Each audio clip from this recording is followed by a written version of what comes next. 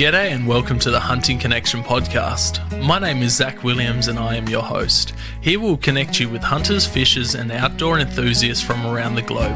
This podcast will share hunting and fishing stories, including past experiences, and tackle the tough hunting stereotypes our community faces. We hope to be a positive influence to those outside the community while also having a laugh along the way. Hope you enjoy the podcast.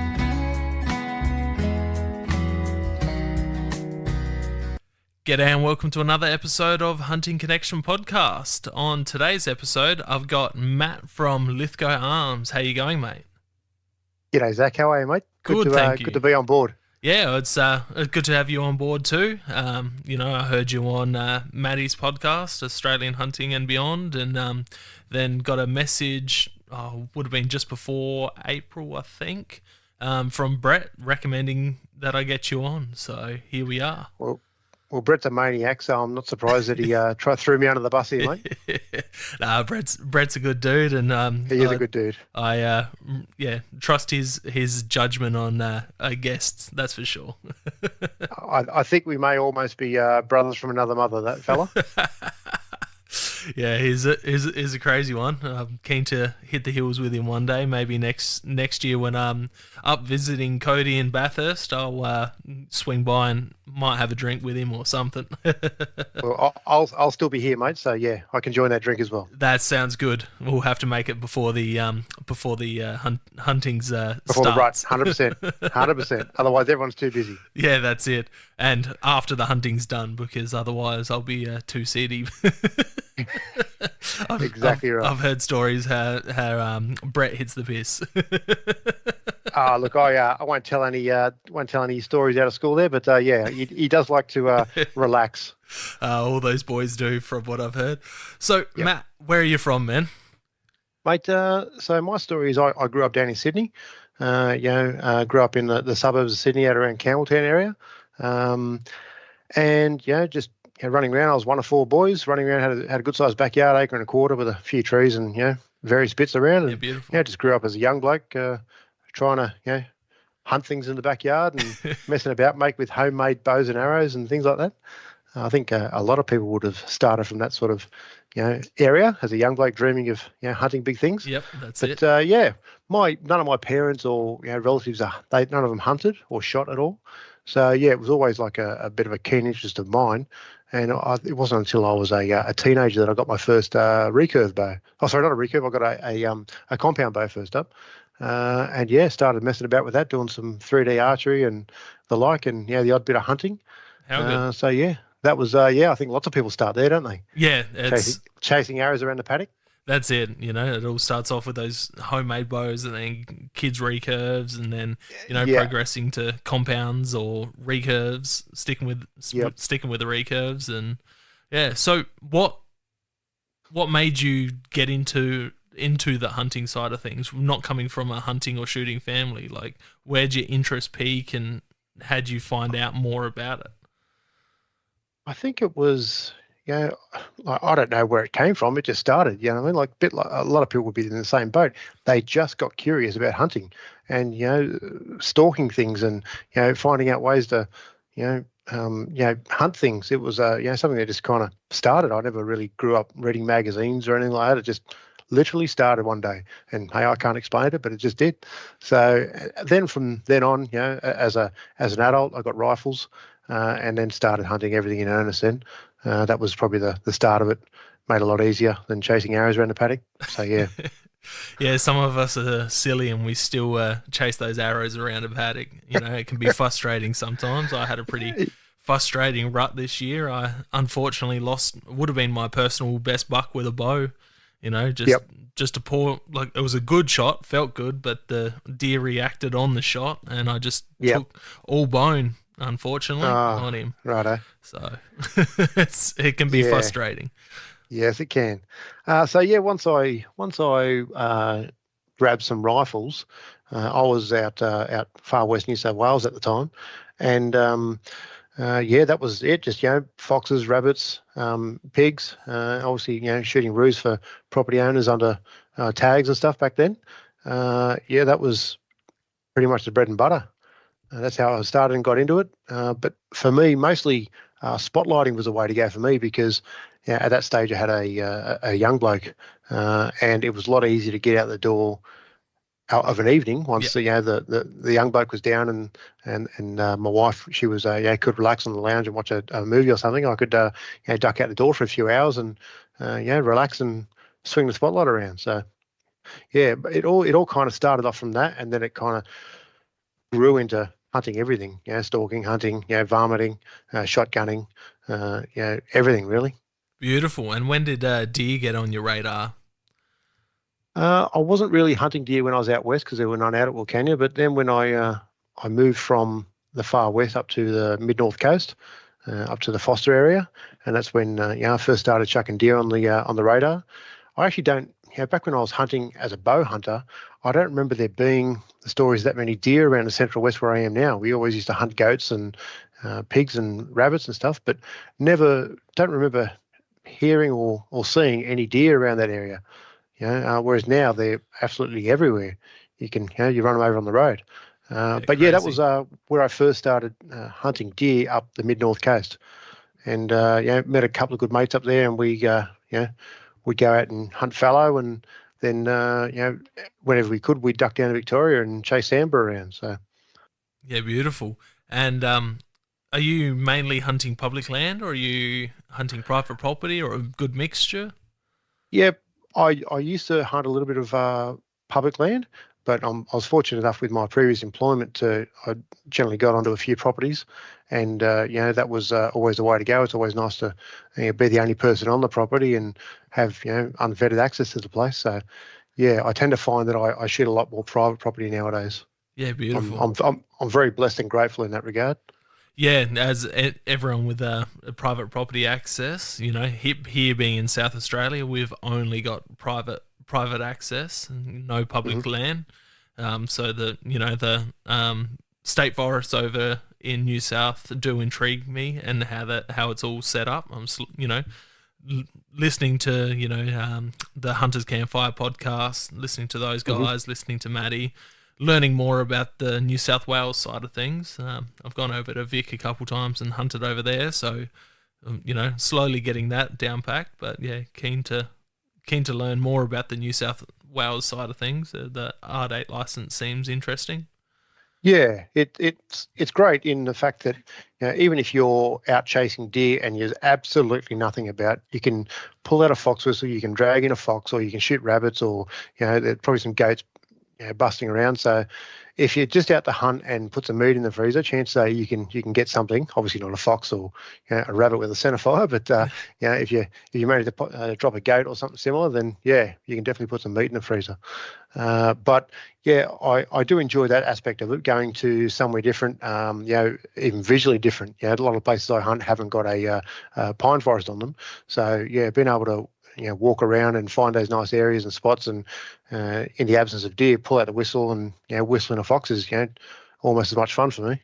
Yeah, it's definitely a great thing, especially for here. I get a lot of messages in South Australia about people wanting to get into hunting but not being able to access private property.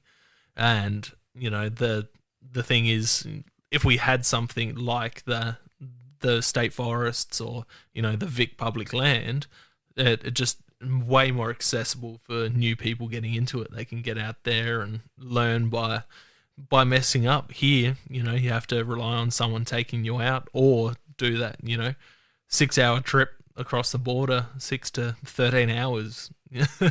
Yeah, that's right. I suppose a way for new people to get into it is, I know a lot of people, that they might be protective of their deer or pigs or goats or whatever on private property, but I'm pretty sure you can get almost anybody to allow you to shoot foxes. So I shoot a lot of my shooting partners and we shoot a lot of foxes out this neck of the woods. I just love shooting foxes, varminting at night. Those longer distances and the cunning nature of the foxes, and also obviously trying to prevent them knocking off animals and be it lambs or native fauna. So Yeah, if you can start hunting foxes, I think, and get that experience under your belt, that is definitely a gateway onto a property because a lot of farmers they work all day on the land and they don't have the time or inclination to go out and shoot foxes. So if you can go out there and knock half a dozen foxes a night for them, that's a lot of money in the bank for them. So yeah, you get your name around a few of those places, and then all of a sudden, yeah, sure, we'll come and hunt my deer. So that would be a tip from me for young players. Try and get out there and at least get some foxes under your belt. And, if you're talking to people and they have property, just say, oh, I love shooting foxes. Any chance I can come out and clean up some of your foxes one evening? It's not a hard sell for a lot of blokes. Yeah, that's it, and that is one of my recommendations when they're asking how to approach landowners. I don't go asking for deer and goats and whatever straight up. Ask if you can, I've seen you got some rabbits running around your property. I've seen foxes crossing the road through here. Is there any chance I can come and take care of these issues for you? And then work from there. That or even kangaroos, because a lot of places they're not big enough or the chillers aren't operating at the moment. Yeah. So if they get the permit, you can go and clean up their roos for them. It's certainly a foot in the door. That's it. Roos can be a little bit more risky, especially in these parts. People love their roos, even though they're overpopulated down here. But yeah, I reckon stick to rabbits and foxes, especially South Australia for those in South Australia, just because people can be pretty touchy when it comes to kangaroos in these parts. Yeah. Really? Okay. See, up this neck of the woods, obviously they're in plague proportions everywhere, and a lot of places can't get a roo shooter on. So, if you say, mate, I can come on your place and clean up some foxes, and if you've got tags or you've got a permit for roos, that's how we operate here in New South Wales, and you can clean those up as well. Yes, same here. We have a tag permit based system, but it's just being how small Adelaide and the Adelaide region is, a lot of people that own the medium-sized properties within half an hour to an hour outside of Adelaide, they're not actual big farmers. A lot of them tend to be like hobbyist farmers who moved up from the city to be around nature, and then you start asking about kangaroos. Like even some properties I've approached to hunt deer on. Like I've seen deer out in your paddock feeding. I hunt rabbits, everything. I was wondering if I could come on here. Nah. We like the deer here. They're nice to look at. They're not bothering anyone. Look, you got to respect that as well. Like they've gone out and done the hard yards and bought a property. They can have it how they want it. So 100%. Yeah, the answer there is just to go and knock next door because they might hate the deer. So you can be shooting, and I've had those scenarios when I was back up the coast shooting, smaller properties for rabbits. A lot of people had a lot of rabbit problems up there, and the property owner that I was shooting for hated the rabbits. The guy next door loved them. So we had this little thing going where he was loving the rabbits and I was cleaning them out as they come through the fence. So yeah. Yeah, I've got a similar situation on one of my properties, but with the kangaroos, it's only an 88-acre property, 20 minutes outside of suburbia, but the neighbour feeds the kangaroos on my property that I hunt. So like over the fence, they tip all their food scraps over the fence to feed them, so that there's freaking for every deer there's probably 80 kangaroos on that joint. and some yeah. It's bloody ridiculous. Like I mentioned earlier, you work for Lithgow Arms.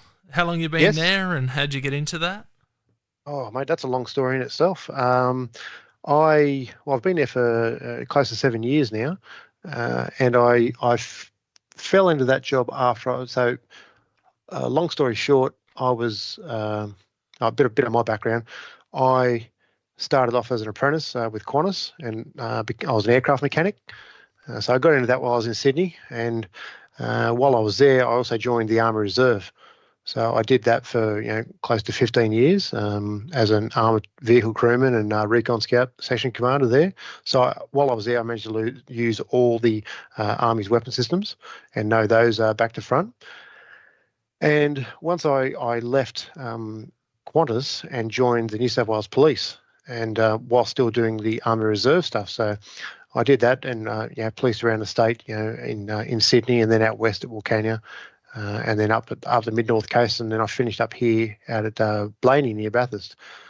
But once I was here for a while, and I left the Army Reserve, and then because I had a much bigger family by then, and weekends are a premium, and going away for a lot of time wasn't a great idea. Made it a lot harder on the family.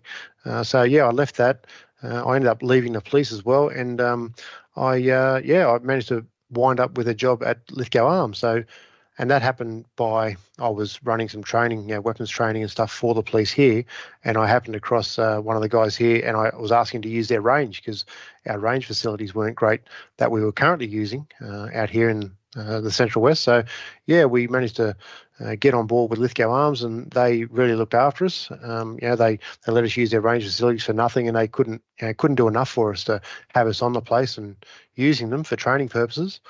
So, and then once I left the police, I managed to keep in touch with one of the guys, and then in a short time later, he gave me a call and said, do you want a job?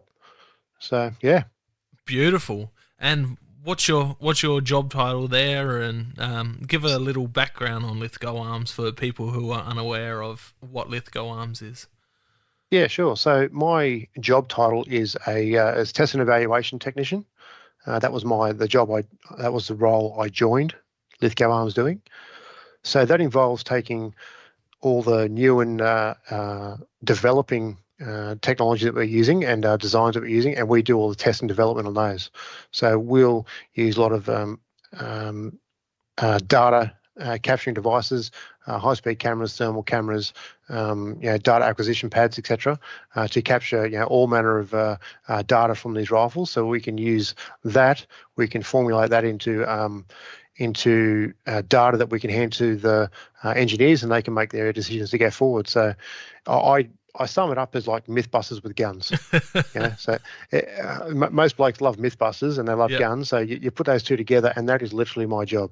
That's awesome. So dealing with like I said, high-speed cameras and ballistic gel and guns and long range and ballistic formulas and wind calculations and cartridges and energy, all this sort of stuff. It really is a core part of my role. So wow. I literally couldn't ask for a better job. That sounds awesome. So that I was doing that for some time, and obviously, my experience with the ADF that paid off dividends as well, because I was able to transition straight into Lithgow Arms and be qualified and competent with all those weapon systems that the ADF is using. So, obviously, a lot of stuff that Lithgow Arms does is revolving around their main customer being the ADF. So that was certainly advantageous. And also being a shooter and a hunter certainly helps, because obviously we have the civilian rifle side of things as well. So from that, I also took on a subsequent role of doing customer service and warranty support. So that involves dealing with our customers and helping with any questions or inquiries they have, or if they have something wrong with their rifle, I take care of that, send them out parts, or take care of whatever needs to be done. And going hand in hand with that, I also go to a lot of shows and expos, etc., and speak to the customers and talk about various firearms and optics and their uses and advantages, disadvantages of everything. So it's kind of snowballed into this gigantic role, which is just awesome. How good's that? It's so good. Yeah. And definitely seeing Lithgow on the radar more than I ever really have before. I was chatting to someone the other day, and they just said that they bought their first rifle or second rifle when it was a Lithgow. I'm like, oh, interesting. I've got a good podcast lined up next for you. You'll enjoy. Yep. So that's awesome. Give us a little bit of background on Lithgow. When did they start? And a whole bit, yeah. Well, I love the story of Lithgow because it's involved a lot of hard work by a lot of people over a long time. A lot of people don't realise this, and this is quite an impressive feat, that Lithgow Arms has been making all of Australia's battle rifles, everything that's been carried by our soldiers since 1912 has been made at Lithgow Arms. So all the personal defence weapons. The going from back in the day, the old smelly, the 303s. They made those. The SLRs, they made those. The F88s, the Steyr AEGs, are probably better known as, or the Osteyr. We made all those, and we've made the different iterations of those. So, yeah, and now we're on the final one of that. Sorry, not the final, but the next evolution of that, the EF88, or we know it as the F90. So we're still shipping those to the ADF. Beautiful. And we're also coming up and introducing new designs all the time. So, yeah, it's so it started off back in the day, like 1912. It was opened up as a government factory to support the war effort. Everyone knew war was coming back then, and it was obviously in support of the UK. Being a Commonwealth country, and we started making 303s, and we make Bren guns and Lewis machine guns and Vickers machine guns as well. Oh, sorry, not Lewis, but Vickers, definitely.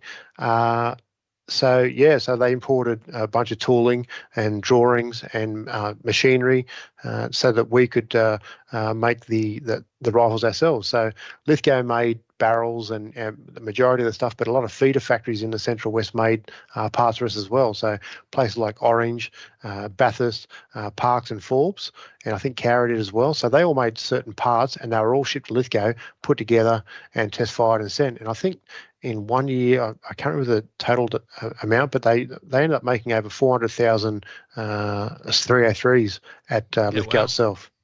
So, yeah, they're still very well sought after today in the second-hand market, and, yeah, they're very well thought of. So, yeah. And then, obviously, we moved on from that in the 1960s. We moved on to the FAL, or what we know as the SLR back then. So that's what our diggers carried in Vietnam, and all the way up to the late 80s when we transitioned to the Steyr AEG. So what a lot of people don't know is that when ADI back then, Australian Defence Industries, when they bought the rights to make the Steyr AEG under licence and called the Osteyr, so that was a very specific sort of data pack that we got from Steyr in Austria.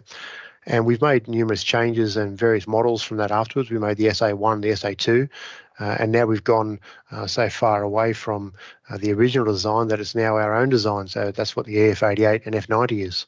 So, yeah, it's been interesting to see the different changes that have come along through those weapon systems over time. That's awesome. And when did Lithgow start targeting the civilian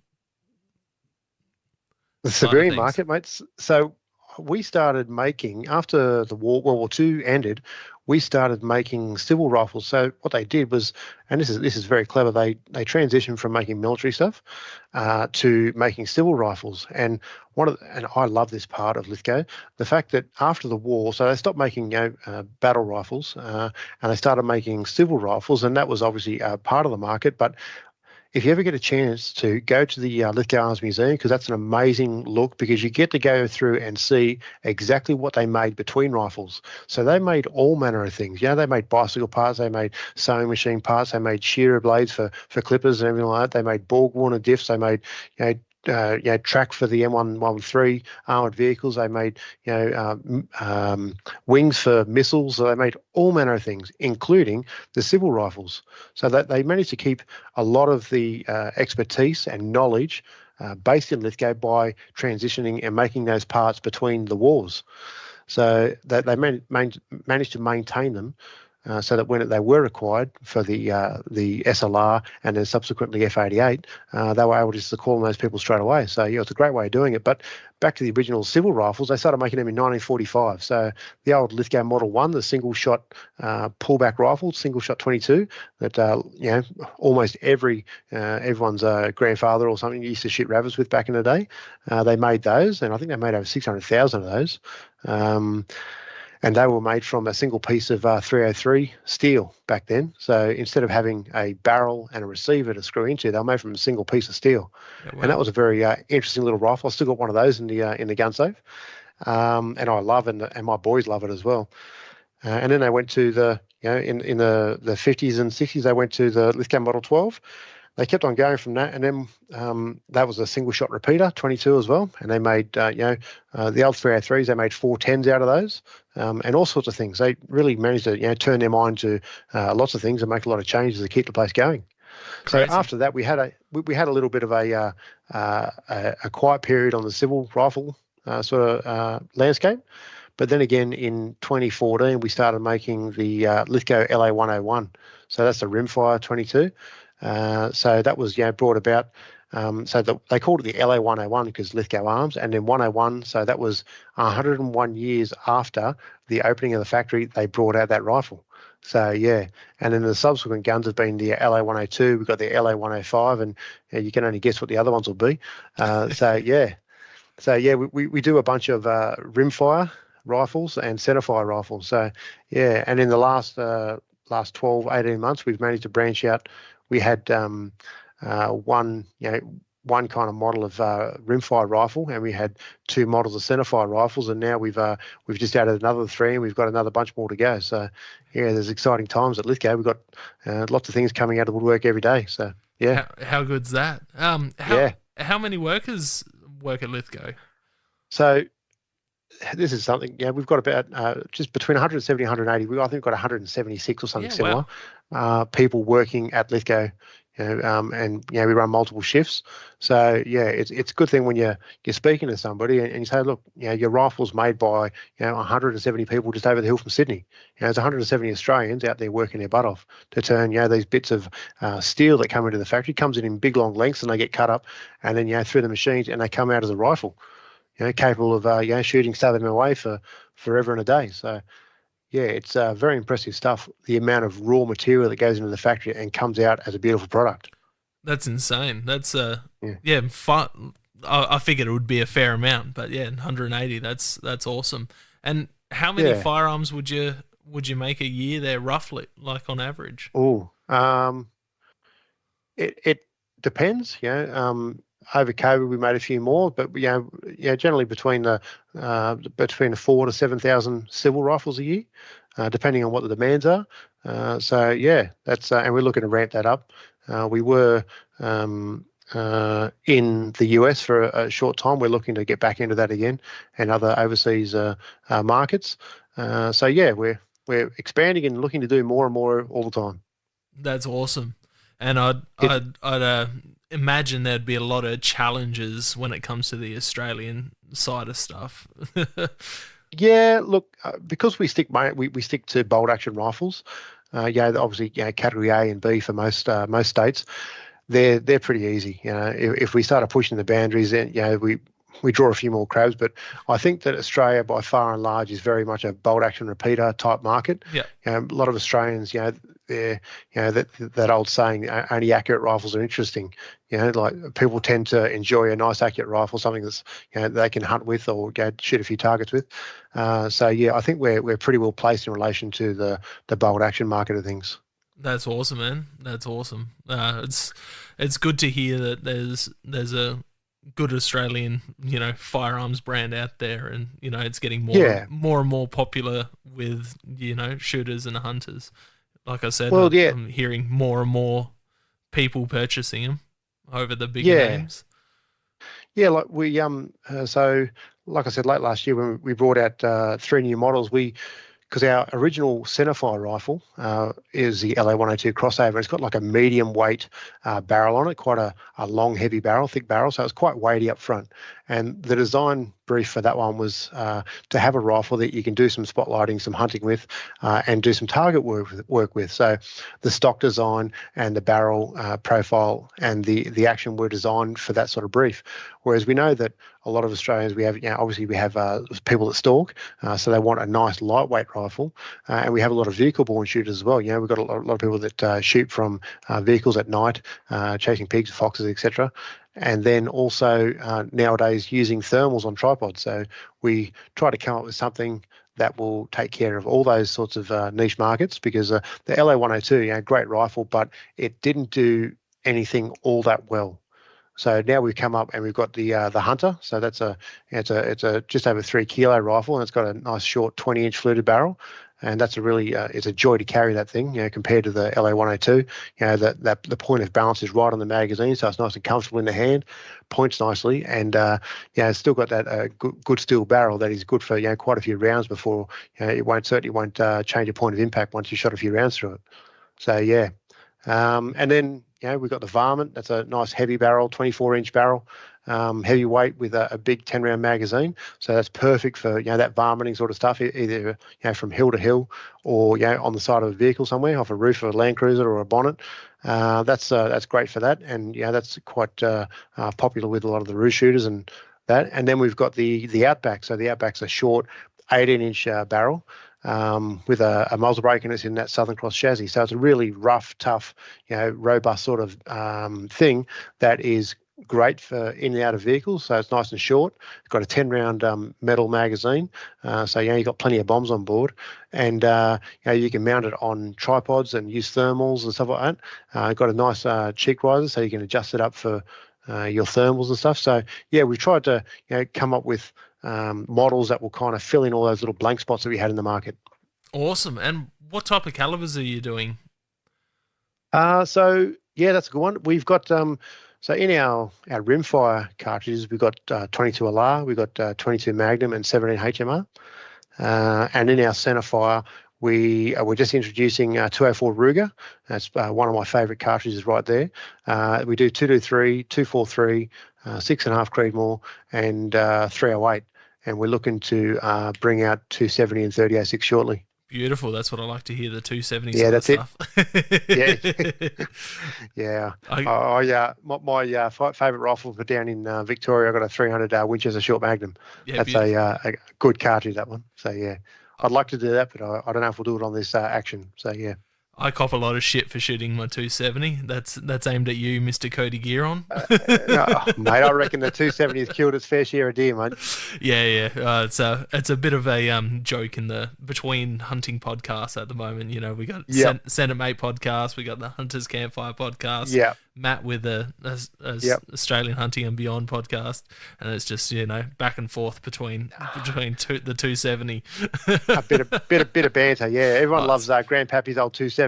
Oh, it was my first rifle I purchased straight away for deer, so I love it. It's a beat up gun, but it's a good one. And then what sort of rifle is it? It's a Rem 700.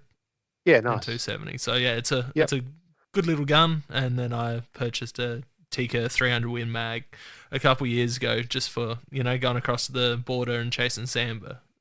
Bit more gun. Yeah, a bit more gun, and I thought about doing some more long range shooting, but I've kids, family. I've never never got the chance to set it up for that. So. Well, the good news is, with any sort of rifle nowadays, with the advent of good optics and ballistic calculators, you certainly can stretch out what you thought was long range for you a few years ago. You can certainly double or triple that and make some really good accurate shots, and certainly increase your capability when it comes to ranges that you can engage things at, just with those little things. So yeah, that's it. And because I grew up being a bow hunter, rifles, I still start stalking at 100 meters with a rifle and get into 60, 70 and closer with a rifle. I'm like, oh shit, I could have shot it from much further back. Yeah, 100%. But I still like the stalk. Yeah, that's right. One of our other rifles we do is the LA105, and that's a target slant competition rifle. And they're in 6.5 Creedmoor and 308. So that's a long, heavy rifle in it's more of competition shooting. But that 6.5 Creedmoor 308 stuff is great for long range shooting. So that's what I say to people: you can take this thing hunting, and you can sit on one hill and shoot things on the other hill. If you do all your business right, that's it's easy money for this sort of rifle. So it really depends on what you want to do and whether you want to carry it up and down the hill. Yeah, that's it. Speaking of gear, what gear are you running? What's your go-to deer rifle at the moment? So at the moment, I've got one of the new LA102 Hunters. That one's in 308. That's my current deer rifle. That will take care of most things. 308's very great for New South Wales and also down in Victoria. And I love the 308, just how versatile it is. From all the way from 110 grain projectiles all the way up to 220. You can find anything.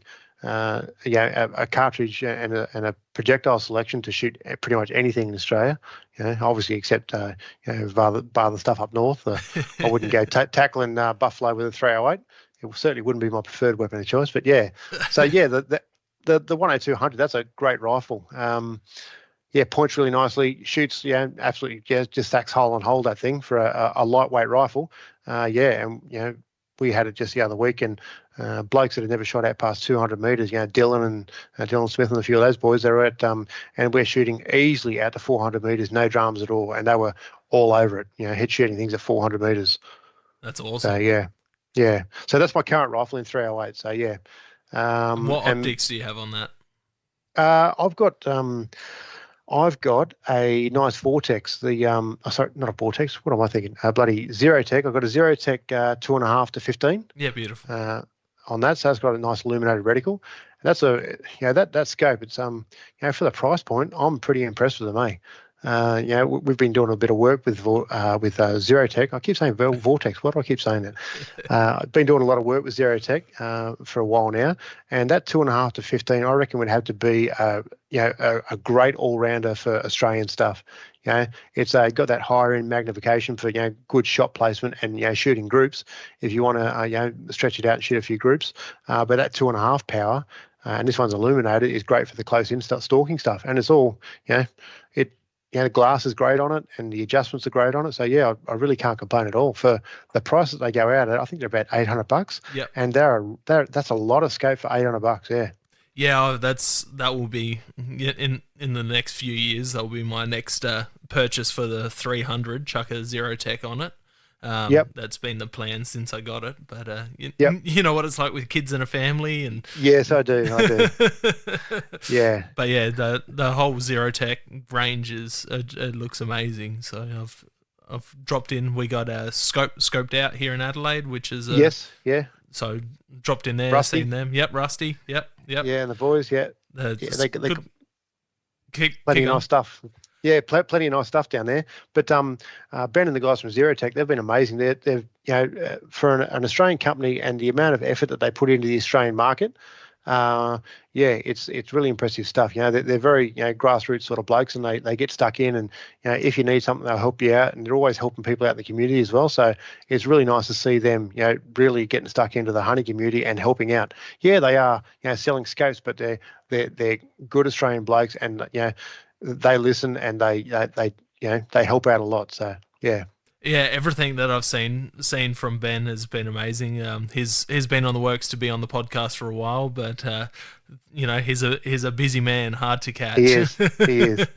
But just the support that they do to the Australian hunting community. They've backed a bunch of different podcasts, with helping with giveaways and Facebook pages, and they're constantly doing giveaways on their pages. And just the products seem amazing. There are a lot of good hunters in that company, and they've put a lot of time and effort into what the products are.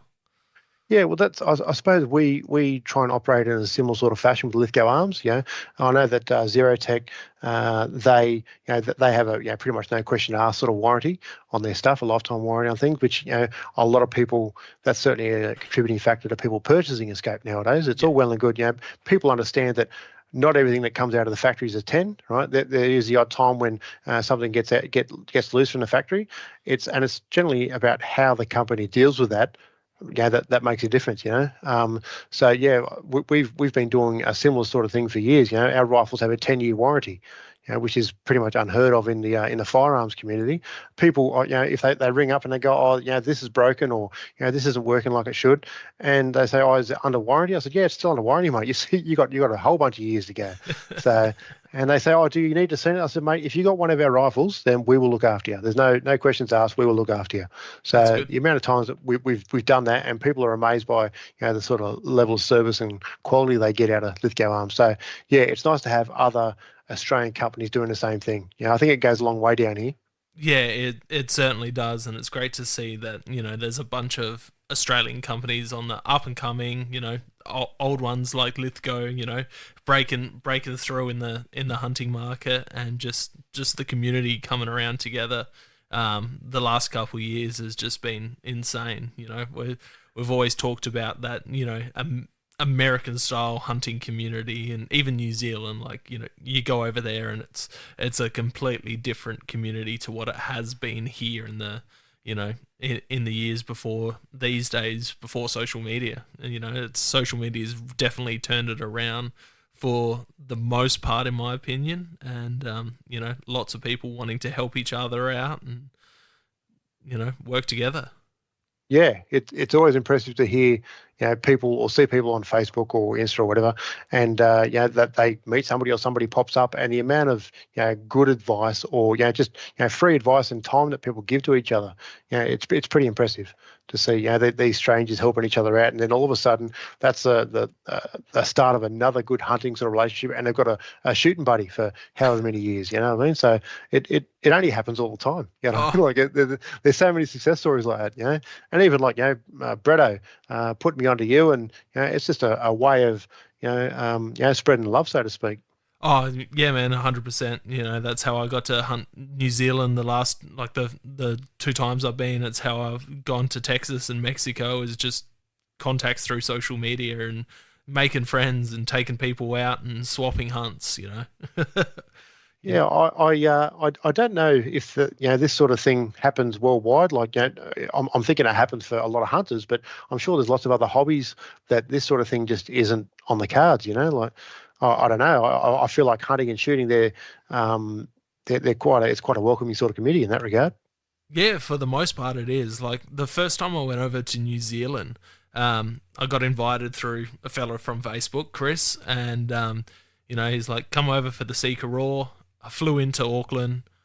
We went from Auckland to one of my friends from over here, his uncle's house, just to sort out permits and say g'day, because I'd met him previously when he came to Australia. Said g'day there. He's always been like, oh, if you're ever in the area, swing by. And chances I was in the area.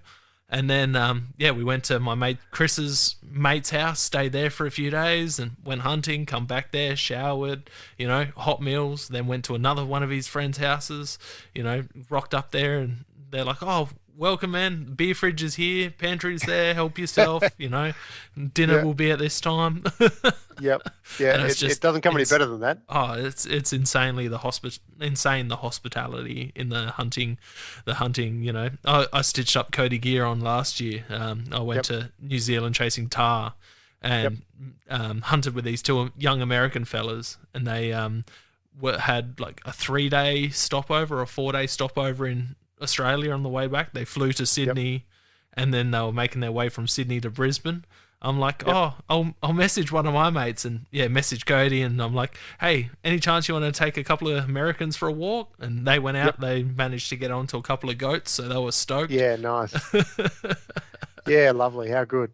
I just recently met up with a Canadian fella, Ben Schneider, and he was over here from obviously Canada, but they can't spotlight or shoot at night over there. So we're out hunting deer during the day down up northwest New South Wales, and we chucked a bunch of those in the fridge, and then that night took him out on with the thermals and the tripods and the varmint guns, and we were shooting foxes and pigs, and hit a whale of a time. So it's nice to be able to swap these sorts of things, and I believe I've got to go over there to hunt bear now. So it's times are tough, mate. Yes. Is it black bear? That's what's on your cards? Yeah. Well, mate, I'd love to go over to. I'd love to go and shoot anything over there, mate. I was talking to a guy today from the US, and he's talking about using our guns shooting squirrels. I'd love to go over there and shoot squirrels. You know what I mean? Like, I've seen the woods and the hunting squirrels. That sounds like a lot of fun to me. Shooting squirrels out of trees. Oh, 100%. Squirrels are like, when I went to Texas, I seen one. It was like 500 meters down the road, crossing the road. I was looking and looking and looking. I so badly wanted to knock over a couple of squirrels while I was over there, just to eat them. 100%. Yeah, 100%. Yeah, that's the thing. and I've been asked this before. I think Maddie asked me before, if I could hunt one thing, what would I hunt? And I say rabbits all the time because I love rabbits. Just especially for young blokes and people getting into the sport, going out and shooting rabbits. There's no pressure. You miss one, there's another one coming along 5 minutes away. Shooting with rim fires or shotguns or large centre fires.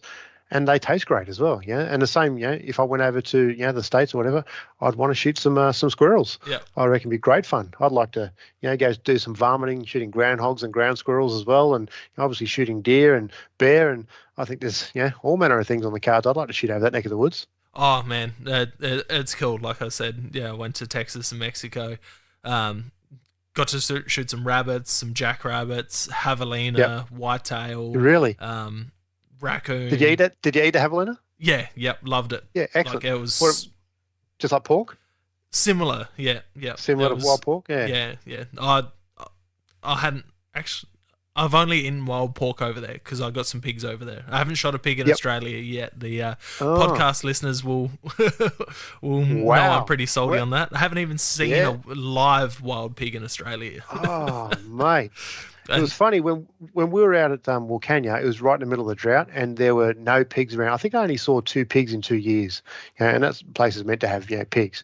But now, I live in Bathurst, and there's pigs on the town, on the edge of town. I mean, I can drive 2 minutes from my house and be shooting pigs. Rub it in. Mate. Well, I don't think Australian hunters have had it this good ever. Nah, we haven't. I grew up going to Wilcannia quite a bit as a kid. Yep. 2-3 times a year camping on the river there with my grandparents, because Pop used to do a fair bit of pig shooting and goat shooting back in the day. And so he knows that area well. But yeah, never seen, would do Wilcannia and would do what's the other? Just another one of those river towns, kind of up that way, and I'd never seen a pig. Yeah, well, plenty of goats. I reckon it'd be a different story out there now. I've got to get back out there again, but beautiful part of the world. I love it up there. Oh, it's so good. Speaking of your gear, what type of pack are you running, and what are you carrying for a standard day hunt? Oh, standard day hunt. So I've got the Spiker 25 litre. So just for a standard day hunt where you're not just walking around. So I'll just have that. I'll have my bino harness, and I'll just have raincoat, multiple knives, because one is none and 2 is 1. Yep. And I've got gloves and first aid kit, EPIRB, UHF, GPS. And generally like a mid layer or a jacket, depending on the weather. Yep. And some game bags. That's pretty much it for me. I try and keep it, and some water. Yep. You said you're running the Spiker pack. Are you running all Spiker gear and the camo side of things as well, or what are you running? Yeah, Spiker's been gracious enough to give me a whole bunch of their gear, and I've used other gear over the years, Hunter's Element and Ridgeline and stuff like that. I hadn't branched out into the really fancy stuff, but I'm really impressed by the Spiker gear.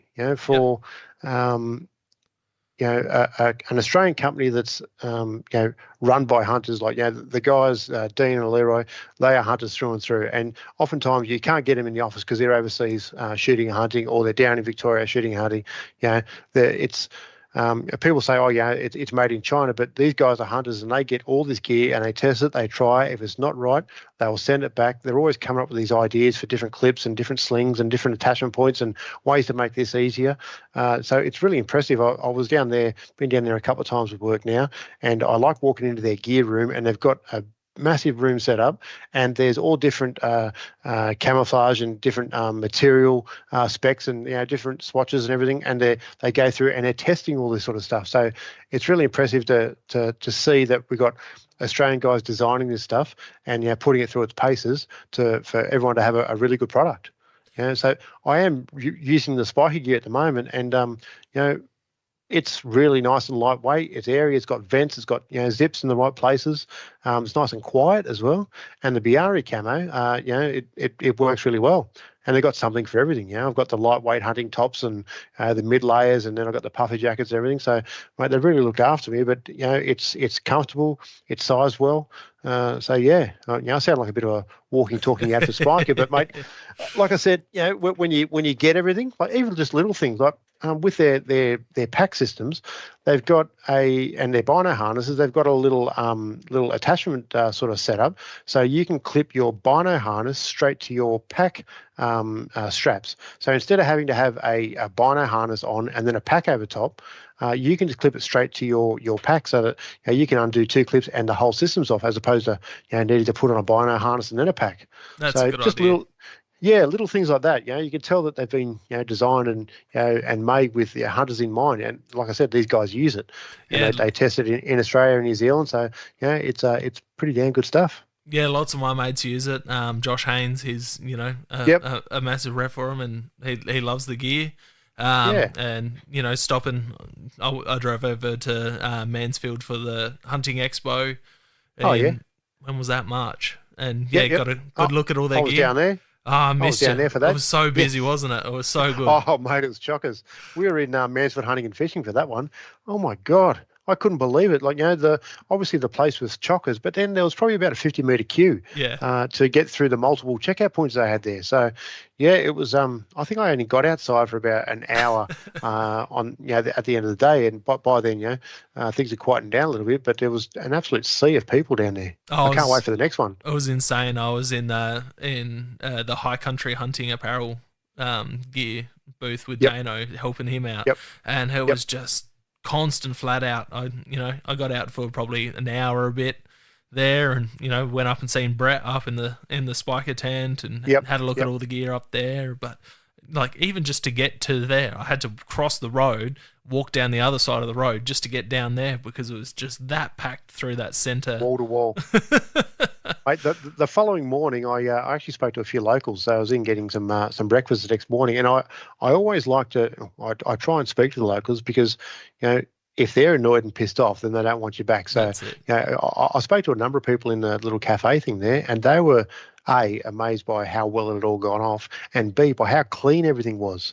They were so impressed by the fact that the main street was absolutely spotless. There was no rubbish and litter left lying around, and there was still some guys packing their stuff up, but they said, that was brilliant. The amount of people in town, and the accommodation was all booked out, and all the pubs and clubs and shops were all getting a good drink.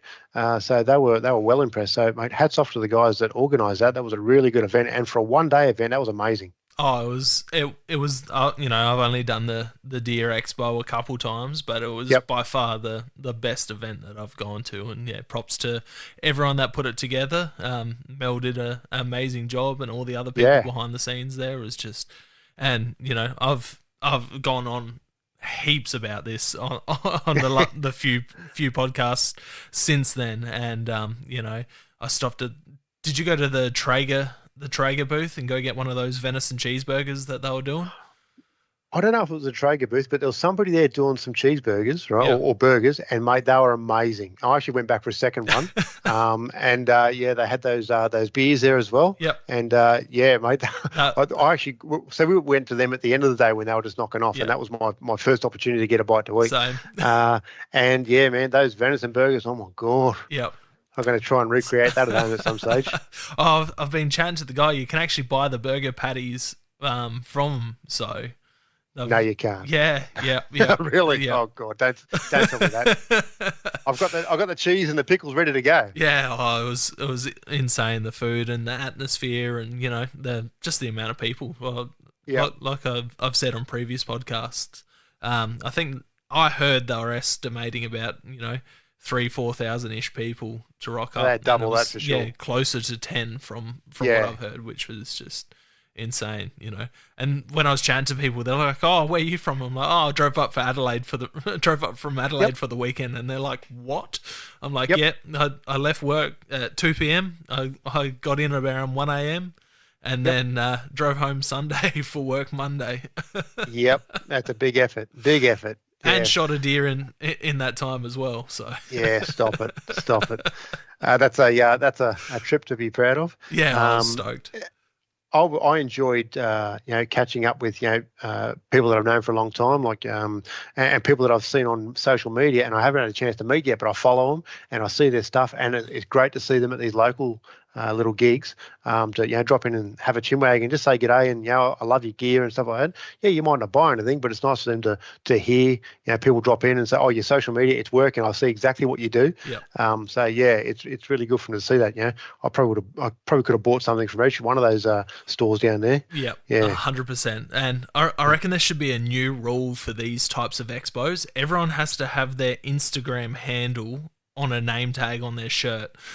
Probably not a bad idea. On the back of their shirt or something similar, yeah. Oh, because the amount of people that come up and they're chatting, and they're like, oh, I'm such and such on Instagram. Oh, I'm so sorry, I didn't recognize you. Yeah. Because you see all these, you see all this stuff on Instagram, but you don't know the actual people. So that's why it's lovely to meet some of them. Yeah, so new rule: you go to those expos, have a name tag with your Instagram, handle on, so everyone knows who you are from. I like it. The go. Moving on a bit, what would be your top? Normally, this is where I'd say what would be your top beginner tip, but for the episode, I reckon what would be your top beginner tip for someone picking their first rifle? Oh, picking their first rifle. So, with my role at work, I often find myself giving advice to people for picking their first rifle. Obviously, I want them to buy a Lithgow. That's the first thing. But no, for somebody picking their first rifle, I ask them, "What do you want to do with it?" And a lot of times people don't know. They go, oh, I want to go hunting and I want to do a bit of target shooting. So it's kind of a wide brief, that one. But if somebody says, I just want to go hunting or stalking, I want to shoot deer, then that narrows it down a lot. So if somebody doesn't really know what they want to do, I tell them to get a 22, right? 22 LR, rimfire. They can shoot ammo to the cows come home, and it costs you next to nothing. With the right gear, you can shoot out to a couple 100 meters and still do some a lot of practical marksmanship stuff on targets and the like. But for somebody getting into shooting and they don't know what to get, if they don't know if they're going to go pig hunting or deer hunting or rabbits get a 22 because it's cheap while you're figuring it out. If you go straight to a 308 or something similar, or a 300 Win Mag, well, good luck. You're not going to learn great marksmanship principles from that with the recoil and the blast. Definitely get a 22. Yep. I reckon all Australians need they need a 22, a rimfire for practice and rabbits. They need probably something like a 223 or one of those all-round cartridges that you can shoot foxes and rabbits and pigs with, and then something larger for deer and a shotgun. So I reckon a rimfire, a small centerfire, a cheap 223 or something similar, and then a larger centerfire for deer, and then a shotgun, because then you literally have all bases covered. If you had 3 rifles and a shotgun, you've pretty much done everything in Australia. Yep. And then it's just down to the various attributes that you want to put into that rifle to tailor it more towards doing a specific pursuit. So but I would definitely say a 22 LR would have to be your first rifle for anybody, male, female, young, old. If you haven't shot before, you haven't done much shooting, get a 22 and shoot that a lot. Yeah, beautiful. And then once you figure it out, then you can go bigger after that. Yep. No, that's definitely great. What about someone picking their first deer rifle and they're struggling on a caliber? You see a lot of posts on Facebook and Instagram, and I get a lot of messages. Oh, should I go 270 or a 308 or a 30-06 or a 6.5 Creedmoor? For someone that doesn't really know much about rifles and someone that hasn't shot many rifles, and being in Australia, you can't go try these calibers unless you've got friends that have them. You can't really go try beforehand. What would be your recommendation on a good all-round caliber for someone starting off for deer? Well, mate, it's probably pretty plain Jane, but I think I make this sort of recommendation based on a number of things. For somebody who wants to shoot deer, I say to them, are you going to go down to Victoria and shoot sambar? If the answer is yes or maybe, I say definitely go, from our product range, and I'm speaking from our product range specifically, but, you need a 270 and 130 grain pill or larger to go and shoot sambar. So I say, if you're going to go down there and shoot sambar, get a 308. Reason for that is 308 has the widest, sort of array of projectile choices. If you're a smaller frame person or somebody who's not experienced, you can find a load, say the 130 grain sort of area, and you can shoot that, and you've got less recoil, you've got higher velocity, and it's a nice polite shooting sort of cartridge. Or you can go all the way, 160s, 180s, all the way up to the 220 sort of thing, depending on your twist rate. And you can shoot 180 grain Woodleys into the sambar down in Victoria. So yeah, I'd say the 308, because that certainly covers anything in New South Wales, South Australia, Queensland, Victoria, and then obviously I wouldn't use it on buff, but I'd want something bigger. But definitely a 308, because you can walk into any shop, any gun shop in New South Wales, definitely New South Wales, and probably down your neck of the woods as well, and you can pick up 308. Yeah. Yeah. So, and price wise, it's not that much more expensive than say 223. Yeah, you can buy ammunition for $50 a box, and obviously going north of that for the more expensive sort of premium projectiles. But you can get something for $50 a box, so you can take $50, go to the range, have a decent little session, do some sighting in, shoot some groups, practice standing and shooting, and shooting, kneeling, standing, and sitting if you can, and it doesn't break the bank. No, excellent choice. That it's always seems to be the all-round go-to gun, whether you're reading Facebook posts, but 308's a good choice. Normally this would be a part where I'd say top 5 items for a beginner, but let's keep it firearm related. What would be your top 5 like firearms accessories and hunting accessories to go with a rifle for hunting, from whether it's tripods, bipods, whatever? Yep. Okay, so top 5, you reckon? I reckon first and foremost, anybody who's going to get into shooting hunting needs a set of binoculars, right? Because I've had a cheaper set. I had a cheaper set of Minox binos, and they were only $300 posted from the States, and they were I used them for years and years. And then I graduated, and I shouted myself a set of Swaros, the EL range binos, a few years ago. And mate, I love those things. Every time I put them up to my face, I love looking through them.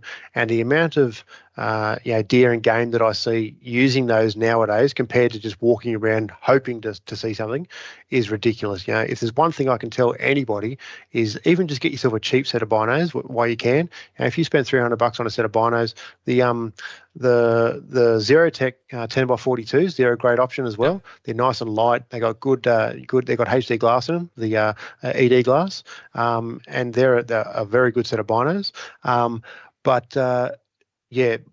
Those Swaros, they're amazing. So I definitely say that would have to be my number one choice. And you can use them even when you're not hunting. You know what I mean? You can be out there, if you're out in the bush, or bushwalking, or with a family or whatever, you can sit there and be glassing things, and you're practicing looking for stuff. You know what I mean? Just say you're in a walk up the hill somewhere, up the Blue Mountains, or it doesn't matter where. You can be using your binos and practicing, looking for game, or just being inquisitive and looking into the shadows, looking at things. And it kind of helps you spot movement and see the shapes of things, and be able to pick them out, as opposed to sitting there waiting for it to move before you get a chance to shoot at it. That I'm sure you're probably the same. Using a good set of binos, especially for people that are getting a bit on in age. Not everyone is an early onset hunter. There's some blokes that are in their 30s and 40s just taking up hunting. So 100%, hands down, a good set of binos. Yeah, that's always top choice. That's beautiful. Yeah. That's a good one. So if you've got a rifle, I would recommend a good bipod, because you can't really zero a rifle properly unless you have a steady rest. So a good bipod for the front, and a rear bag of some description for the back.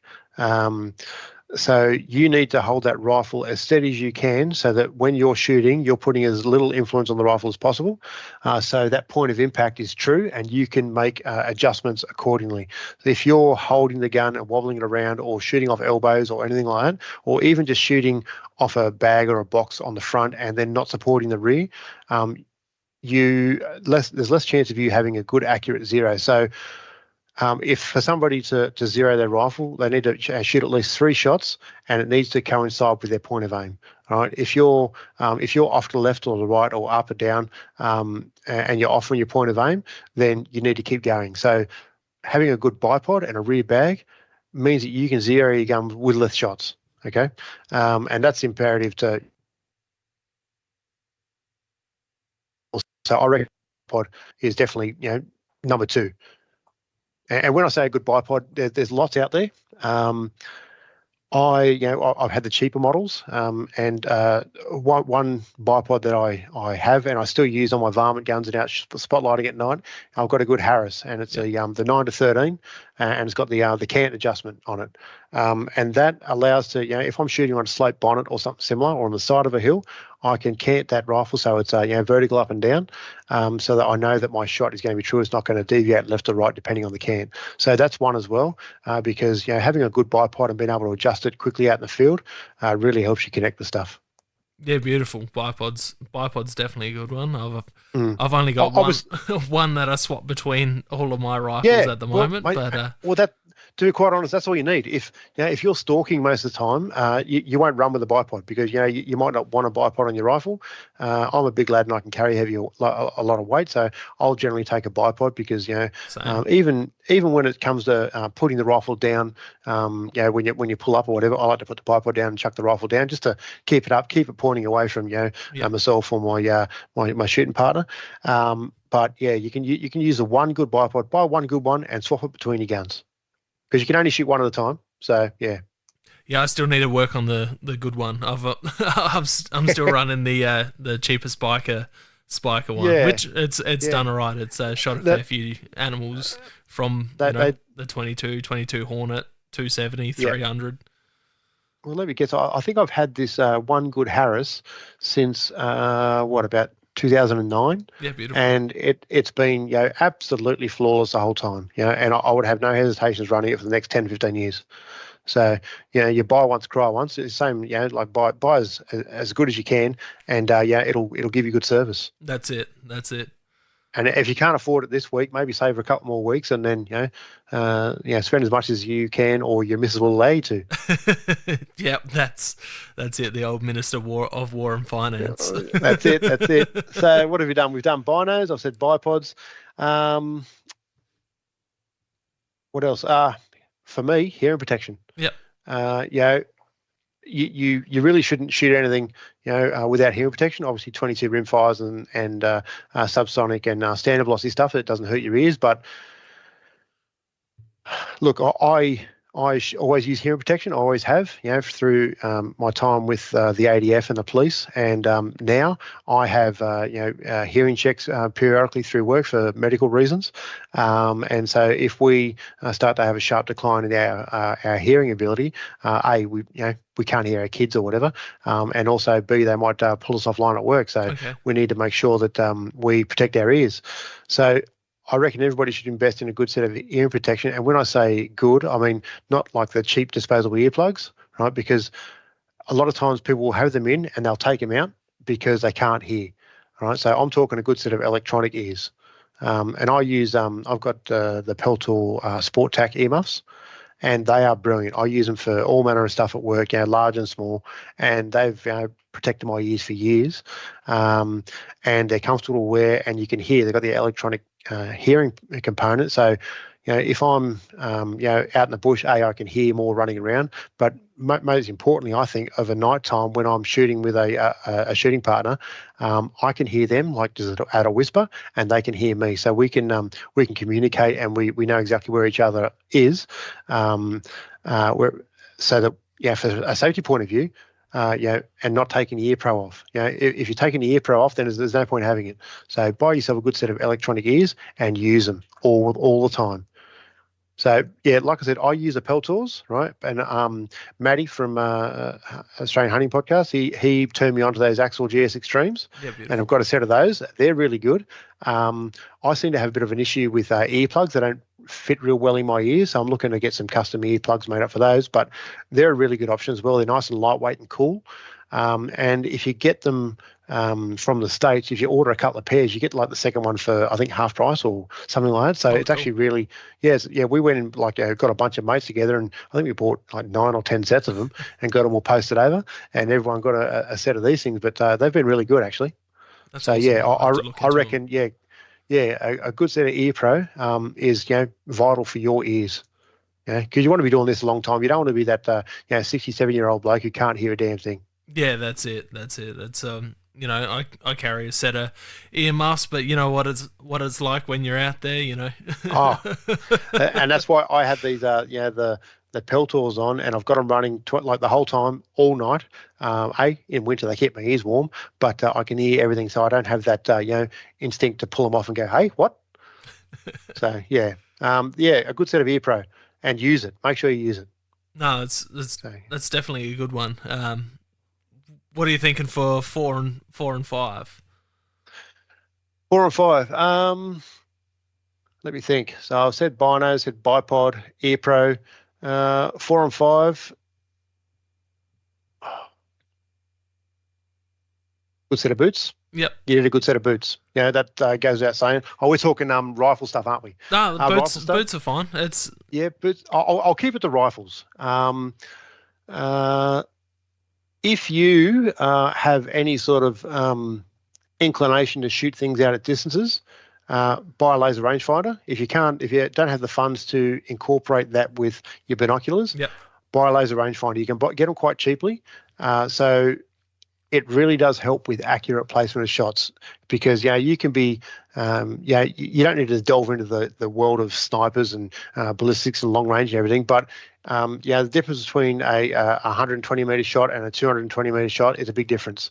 All right, and even I'm not saying to use it while you're shooting, but if you happen to be walking along and you're sitting there having a glass or whatever, pull your laser rangefinder out so you can look down to that tree line and you can see, it's 175 meters. Right, or you can see it's 180 meters, or whatever. If it's 230 meters, then you can start making those sort of educated guesses as to your holdover, and or if you're going to, heaven forbid, dial or hold on the target or the animal. Being able to judge that distance, and you can still use that as a backup. So you can kind of train your eye. You can go, if you're out with a hunting buddy, say, mate, what range do you reckon that is? And you can both have a guess and see who's closest. You know what I mean? And you kind of train your eye in that regard. So you can get cheap ones. They even come through Audi. Audi used to pump them out years ago, and they're out, good for 400 or 500 meters. Just a cheap one will get you started, and helps you train that eye so you can guess distances a lot better. If you then increase your knowledge with the ballistic apps and stuff, you can start reaching out and shooting targets a bit further, and maybe even shooting deer and animals out a bit further. So it really helps you to increase your knowledge base as opposed to being that 100-meter hunter.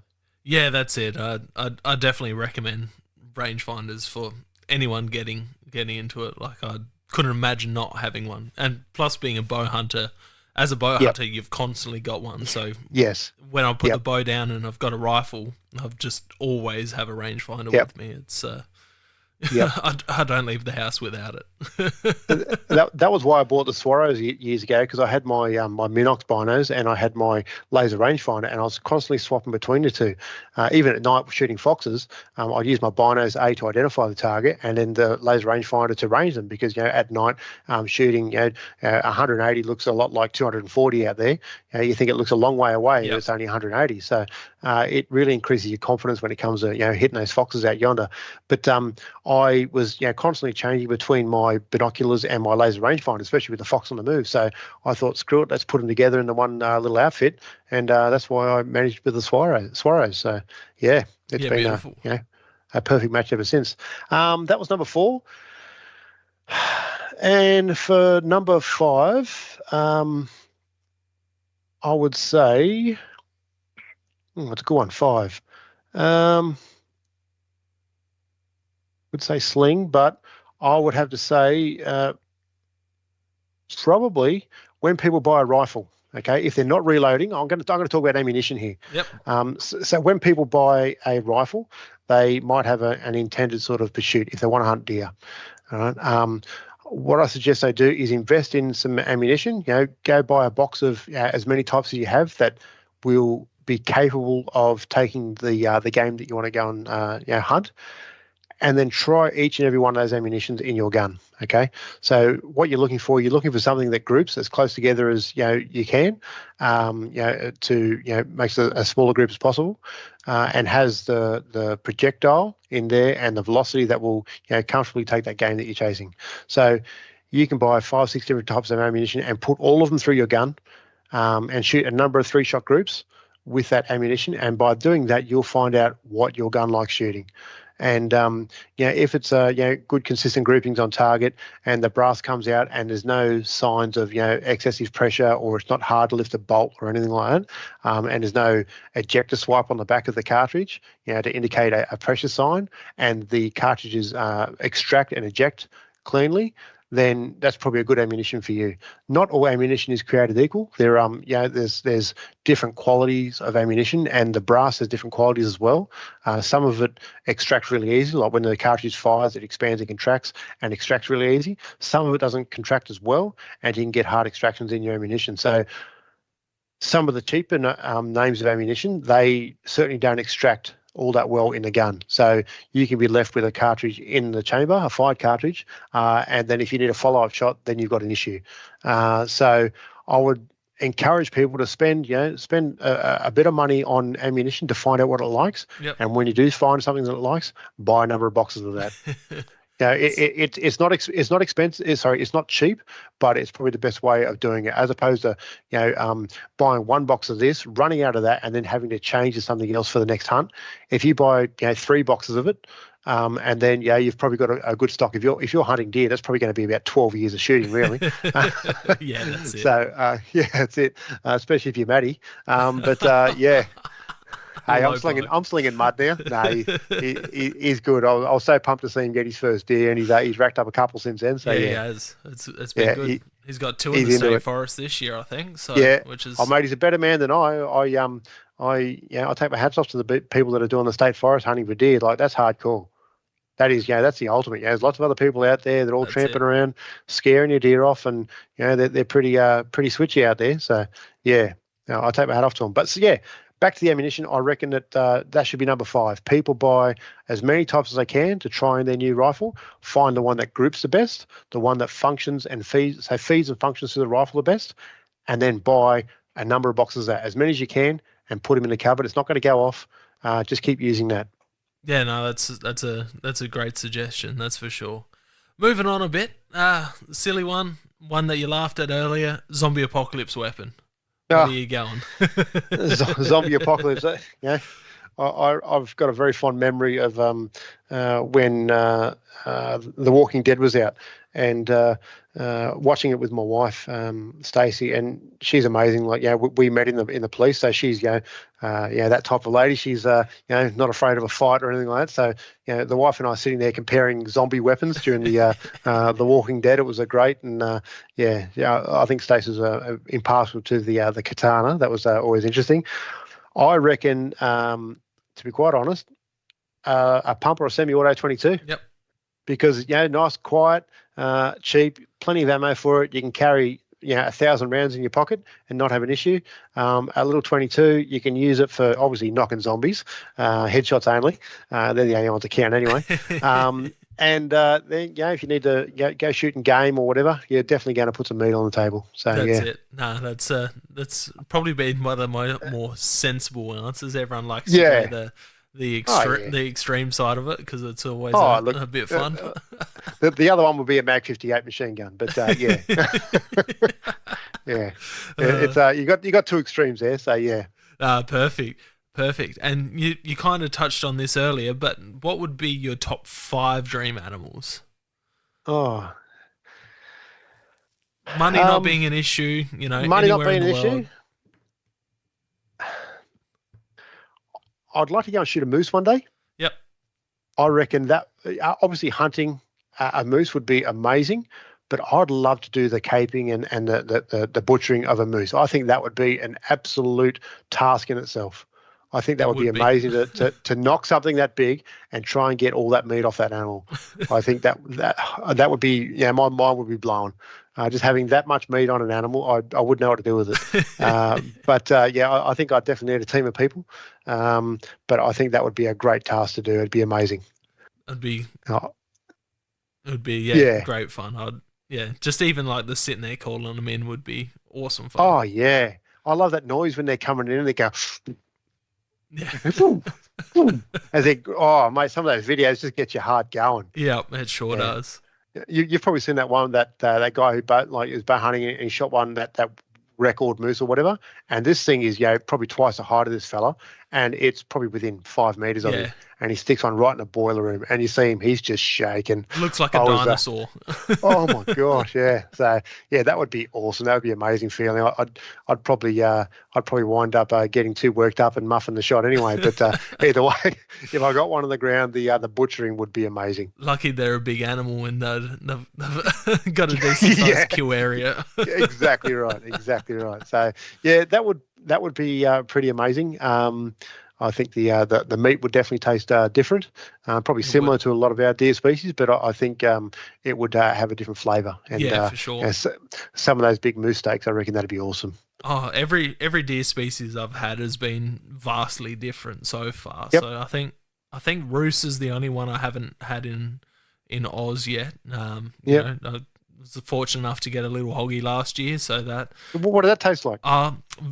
Very mild. Compared, like I love red deer and fallow because they're a very very strong flavor.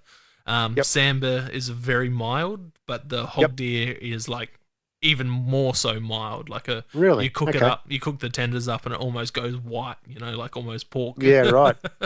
Pork like. Yeah, right. Eh? Quite a small animal. I've only shot fallow and sambar, so I can only speak about that and red.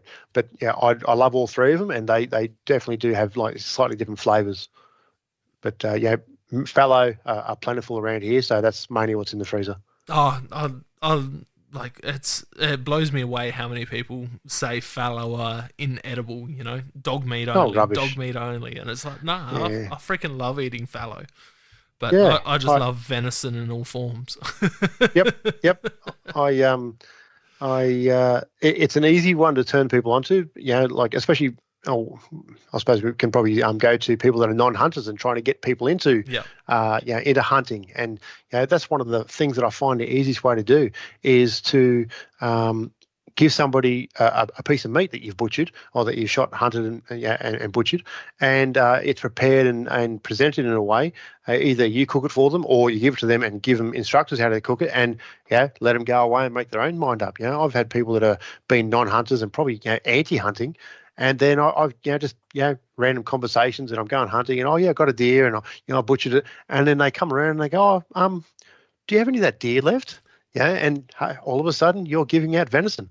It's a and yes, they might not go and hunt themselves. They might not have the ability or the drive to go and hunt deer themselves. But if I can turn one person on to the fact that I like hunting and it's a good thing and the food is great, then hey, that's a win for me.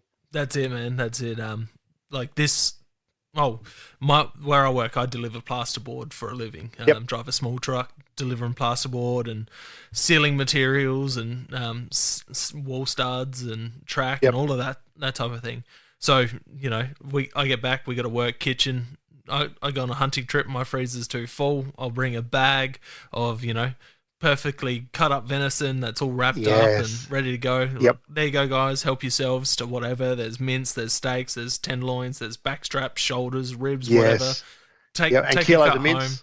And kilo the mince. And then I'll often do like a lunch. So I've done venison steaks. I did lamb heart tacos for everyone, venison poppers, and we did a front fallow shoulder the other day on the Weber, pulled that apart, and just a bunch of different stuff, and everyone's freaking loving it. Yep. I reckon you could slow cook almost anything and make pulled whatever, and people absolutely eat it up.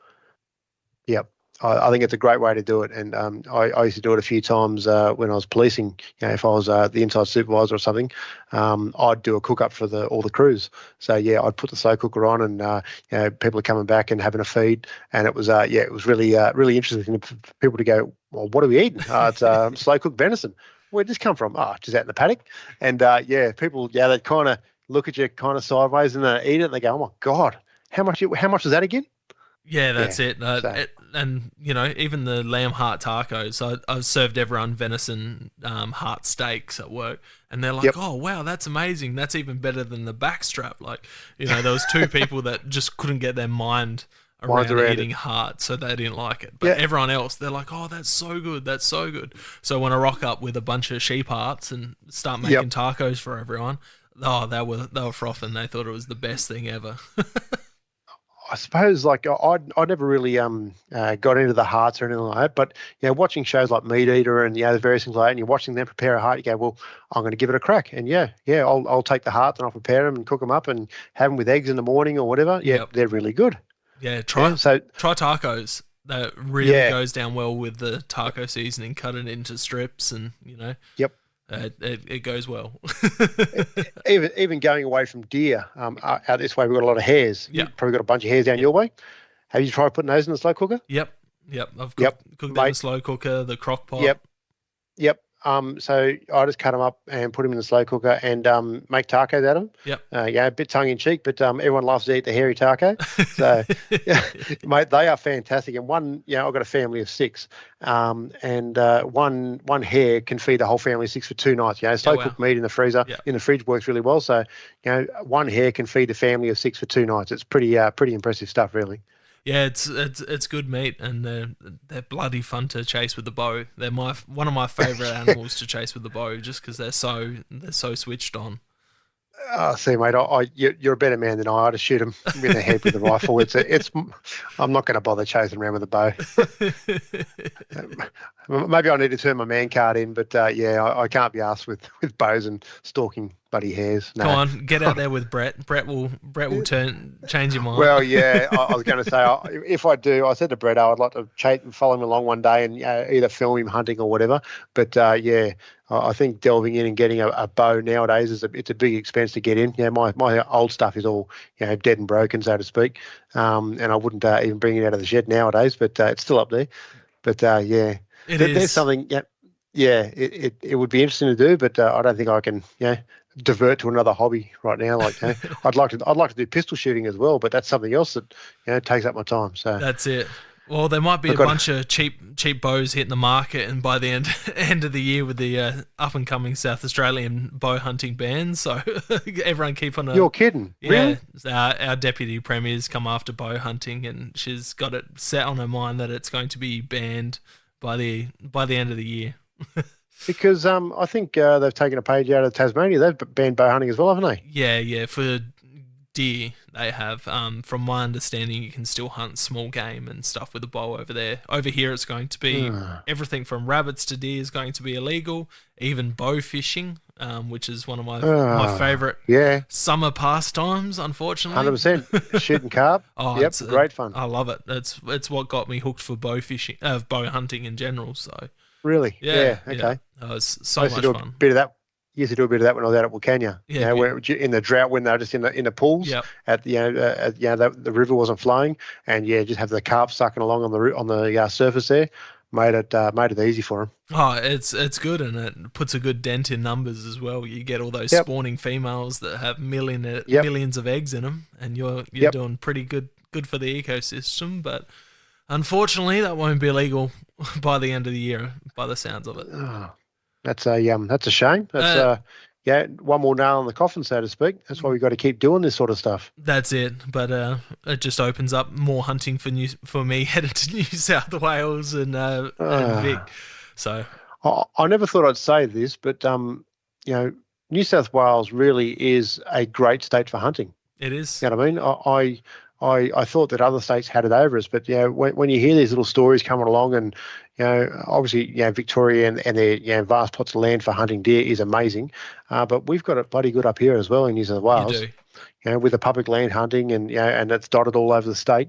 And there's always somewhere that people can go and camp and hunt and spend a bit of time out bush. It really is a good setup.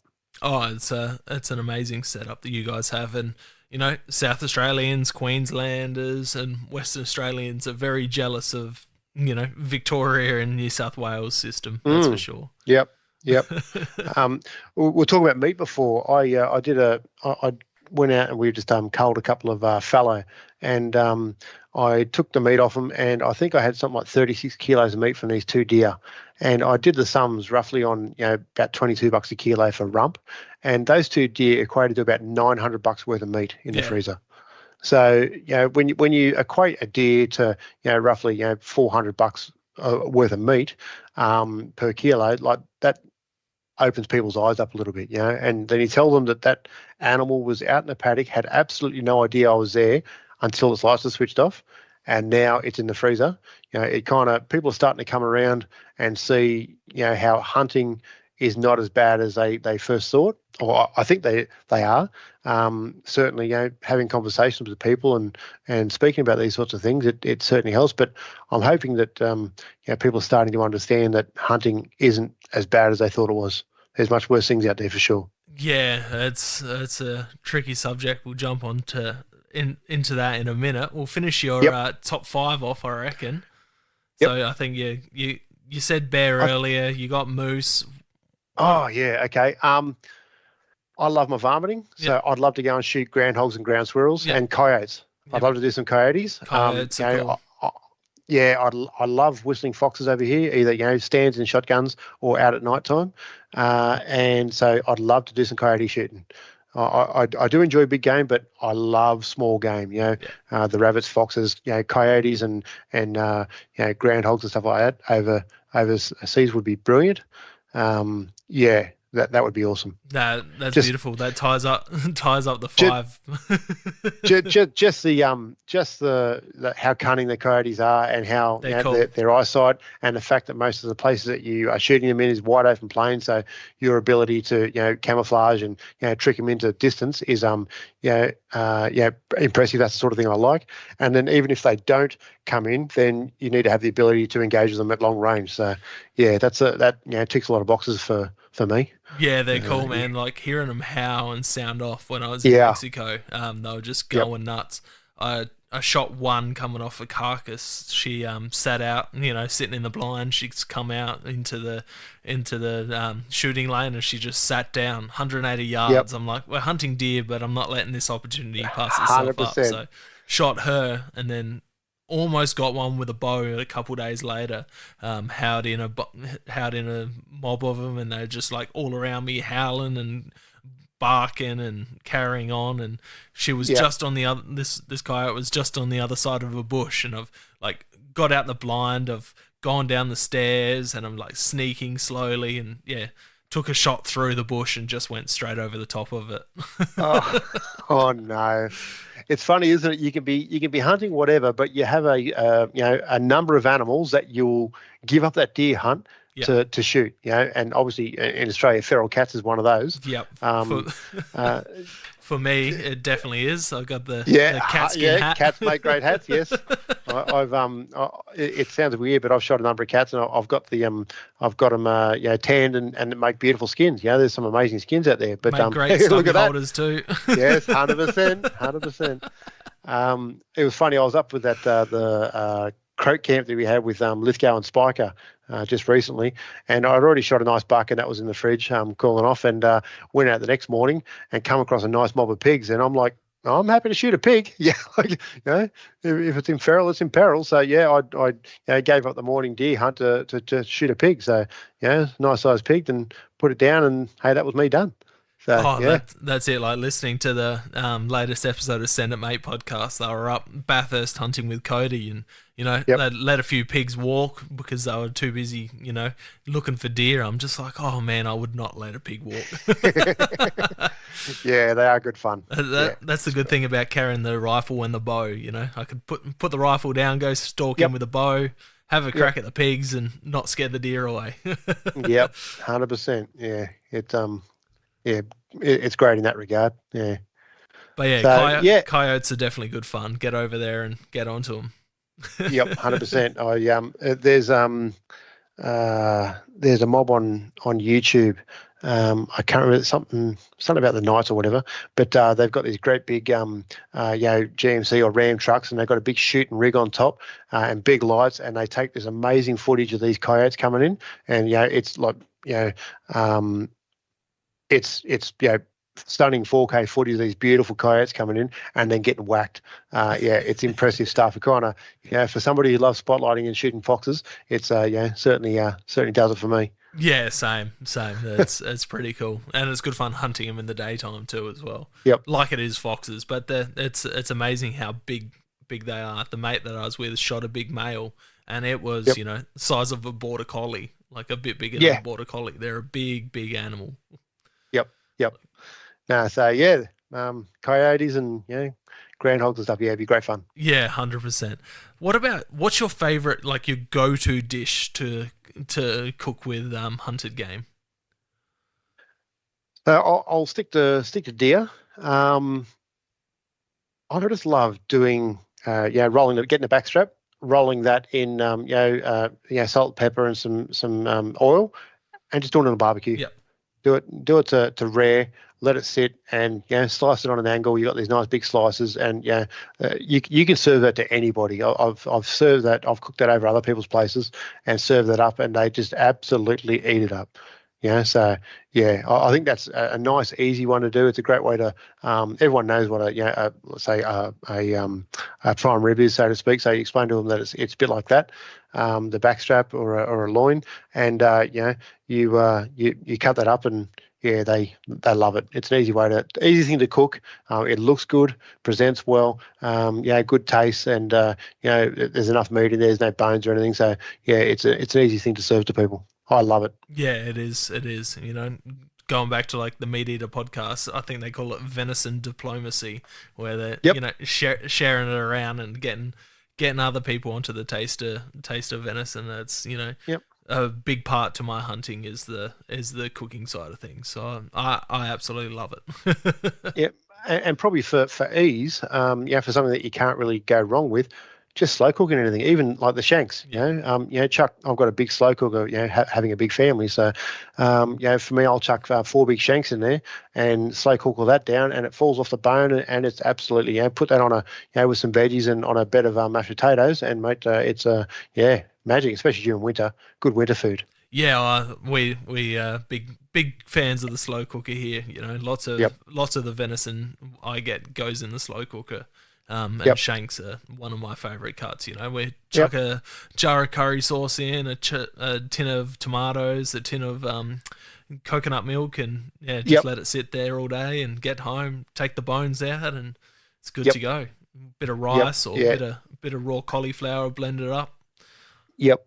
It's nice to have that cooking all day, and you get home and the house smells amazing, and you've already got dinner cooked. It's it's a good feeling, especially when everyone gets home and they're hungry and that smell comes in, they're just frothing. So Oh, it's funny. We got like the next 3 houses down from us. So our next door neighbour, their next door neighbour, and they're all Indians. And it's funny rocking up home, and it's my house that's the smells of curry. Curry's wafting out the house, How good, yeah.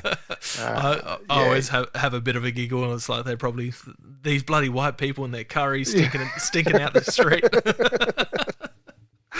Oh well, mate. It's the language of the world, really. Food. You can talk to anybody through food. It is. That's for sure. You can meet somebody from the other side of the planet, and if you put on a good feed for them, you might not be able to speak the same lingo, but if you serve them up a good feed, they're going to love it. Oh man, that reminds me of being New Zealand last year when I was chasing tar up over there.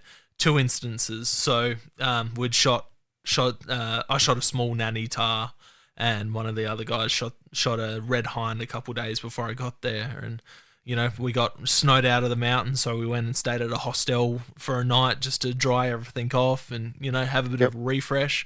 Sitting around in the kitchen, and this Canadian comes out and a couple of others, and we're chatting about it, and they're like, "Oh, I've never had it before." I'm like, we got some in the car. I'll shoot out, and it's 12:30 at night in the hostel, and there's me cooking up some tar and some red deer steaks for them to try.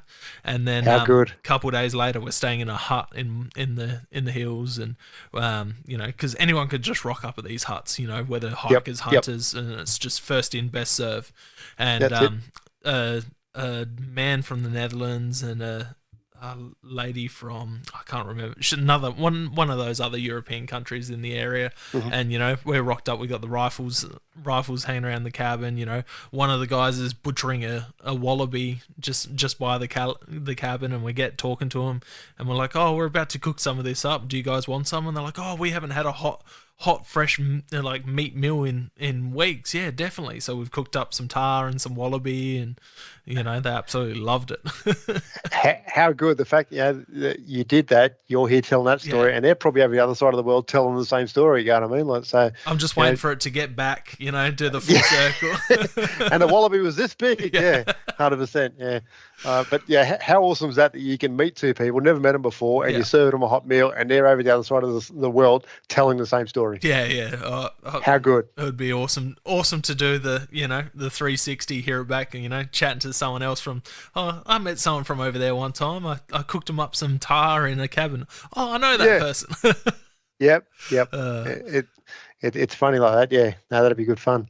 I suppose we spoke about top 5 animals, but I really got to get over to New Zealand and hunt over there as well, because we were planning to go over there with a couple of mates right before COVID kicked off. Oh no! And that never happened. So I'll need to wait for a little bit of a break and then head over there at some stage. But I've got to get over there and shoot myself a nice red. There's been a lot of that talk. Everyone was planning to go over there just before COVID hit, and it hit, and then just put the plans on the back burner. But definitely get over there. It's a bloody cool place. Yeah, I've driven around the South Island of New Zealand, and it's amazing. The views there, I could retire there in a heartbeat. And the hunting and the fishing, both onshore and offshore. Pretty amazing stuff. It's an amazing country, and they're just funny speaking Australians, really. That's all. So, they're a good mob. They like to take the piss and have a laugh, and they work hard, and they love hunting, and they're outdoors pursuit. So yep. And their version of hills and our version of hills are two different things. Oh man, and their level of fitness and our level of fitness is two different things. I'm not a fit guy, but I can't keep up with an unfit guy over there. Yeah. Even the big slow guys are faster than all of us. 100%. There's a story I tell that I've told on the podcast a few times before, but when I went and chased Seeker, my mate Chris and one of his mates, bigger guts, they got 15-ish years on me, as we're hiking in, the first afternoon, they're having a smoke and a drink as they're hiking in, and then I couldn't keep up with them. They're smoking and drinking, and I just could not. I'm out of breath. It's the altitude I'm blaming, but they're putting the smokes and the Ks away quite easily. Yeah, that's it. Yeah, no, that'd be good to get on over there. Yeah. Definitely do it. Speaking of, public views on hunting, where we touched on a little bit earlier, and we touched on with, feeding people venison, how do you see the public views on hunting and hunters? I suppose I'm probably a little bit, insular in the fact that a lot of the people that I deal with, my friends and family, and that they're all shooters or hunters or that sort of person. So I generally, I'm sure there's lots of people in some of the cities and even out here that would disagree with me. But like I said, I think that with shows like Meat Eater and things like that, the perception is changing slightly, and there's a lot more people, especially during COVID. I noticed that there was a lot more people that were wanting to get into hunting from the city. So I think because they were sitting around in lockdown watching these shows, wanting to be outside, watching these shows and going, it was just hit that little switch in their brain, and all of a sudden they want to go shooting and hunting. And I think shooting and hunting is becoming a bit more vogue, you know what I mean? Like people are buying, antlers for, candelabras and, pieces for their whatever bit of furniture in their house and stuff like that. So, the fact that you can go out and shoot yourself a nice rack and have it on your wall, as opposed to buying it off somebody from eBay, I think some people find that attractive, and I think more and more people are turning their mind to it, and it's becoming a little bit more acceptable. I think what we need to do is just keep doing what we're doing and do it for the right reasons. And if we shut down the people that are doing the wrong things, then then I think we're in a pretty good place. Awesome. I don't think we'll ever convert everybody to wanting to hunt or hunting, and I don't think we have to. Just the people that are open to it, if we can sway them to being in our corner a little bit, or knowing a little bit about how or how we go hunting as a family, or I take my young blokes out and we go hunting and we spend that time out in the bush together, as opposed to sitting in front of the television or anything like that. You know what I mean? Like when you show it as a good, wholesome sort of outdoor pursuit that also happens to include killing something, right? Then I think we're in a better place, and really, I don't know what more we need to do, but shooting and hunting has always been a part of Australian culture. So ever since Australian, the first settlers came here, they've been shooting and hunting. So really, from the inception of this country, back in the day, when white settlers first came here, they've been shooting and hunting. So even our ancestors over in the UK and that, they were shooting and hunting. It was transferred over here, and we are shooting and hunting. So it is part of our culture. Yeah, 100%. Like the old grandfathers using their Lithgow Model 1s to shoot rabbits to put on the food on the table to feed their family. That was part of their culture. That was a job they had to do to feed their family. The kids were using those guns. We've grown up using those guns, and I think Steve Ranella puts it so well when he says that it's only a very recent thing for people to not hunt. So I think we need to remind people of that, that Australians have always hunted to put food on the table, and now also included for pest control. I think we need to push that side of things as well. 100%. That covered the next question beautifully. So you're welcome. So, final question: what is hunting to you?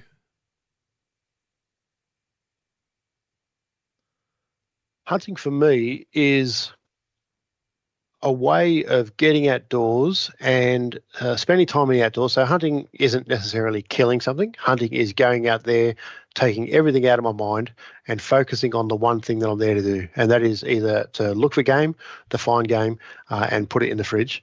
Or if I'm shooting, then it's trying to find ways of outfoxing the foxes or the rabbits or whatever pest I'm shooting, to put as many of those in the dirt so that I can do the right thing for the environment and the property owner. Yep. So I think I'll go back to the fact that it's taking everything out of my mind. Whatever has happened at work or whatever has happened, whatever's happening in the world, you can go out there and you are literally just focused on that one thing in that one point in time.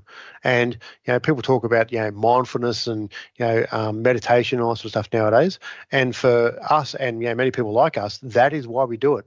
It's a switch off from everything else. And just focusing on that one thing and not having anything else invade your mind for a while. Yeah, that's it.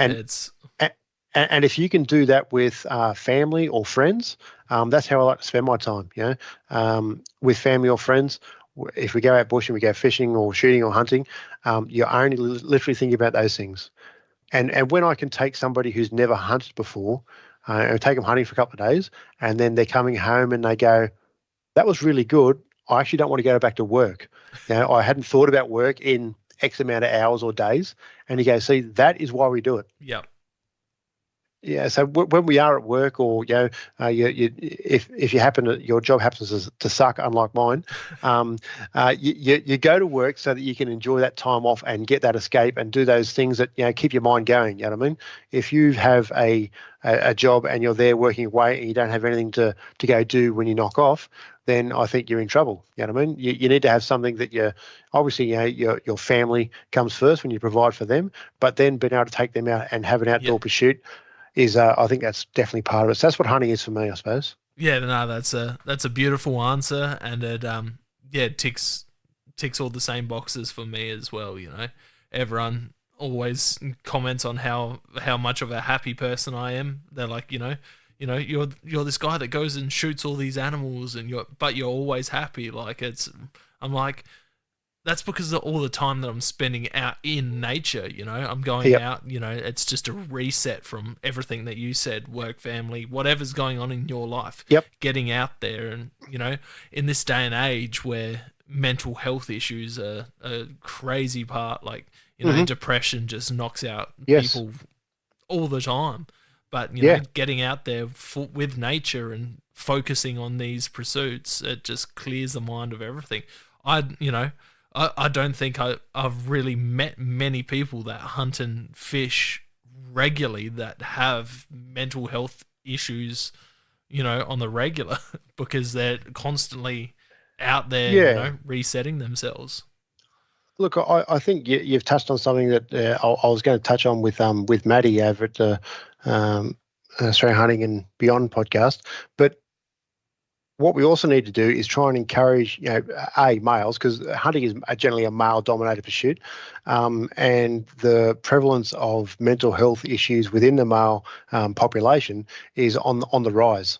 So I think what we also need to do is try and educate our blokes, the hunters, that if they are experiencing some issues, right, they need to seek some help, but it doesn't always necessarily mean that your firearms and stuff are gone. All right, and I'll tell a bit of a personal story. You might not have thought you're going to get this one, but so I was diagnosed with some PTSD, etc., from my previous job with the police, and so I took some time off with that, and that was one of the reasons why I exited the police. Certain things that started to build up and caused some issues, and I had to seek some help.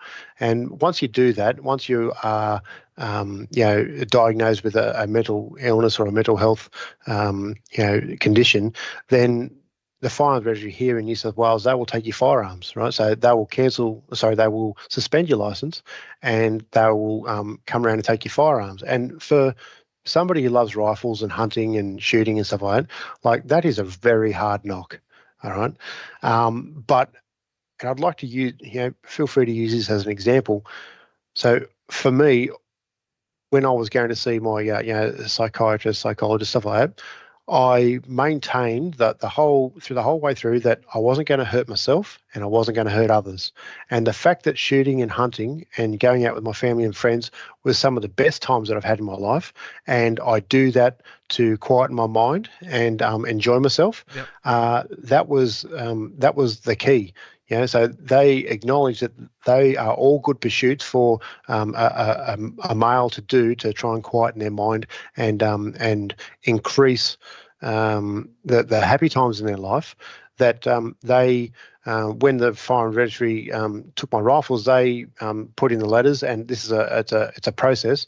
They did reports, etc., and they explained to the firearms registry that I wasn't going to hurt myself or others, and that taking those rifles from me would actually probably be to my detriment because I wouldn't be shooting and hunting anymore. So that then in turn led to me having my rifles back, and it really was quite a short process. It felt like a long process when I was in it, but it was quite a short process when I look back at it now. So I suppose what we need to do is, and now I'm working in the firearms industry, and I have done so for years, and it's never an issue.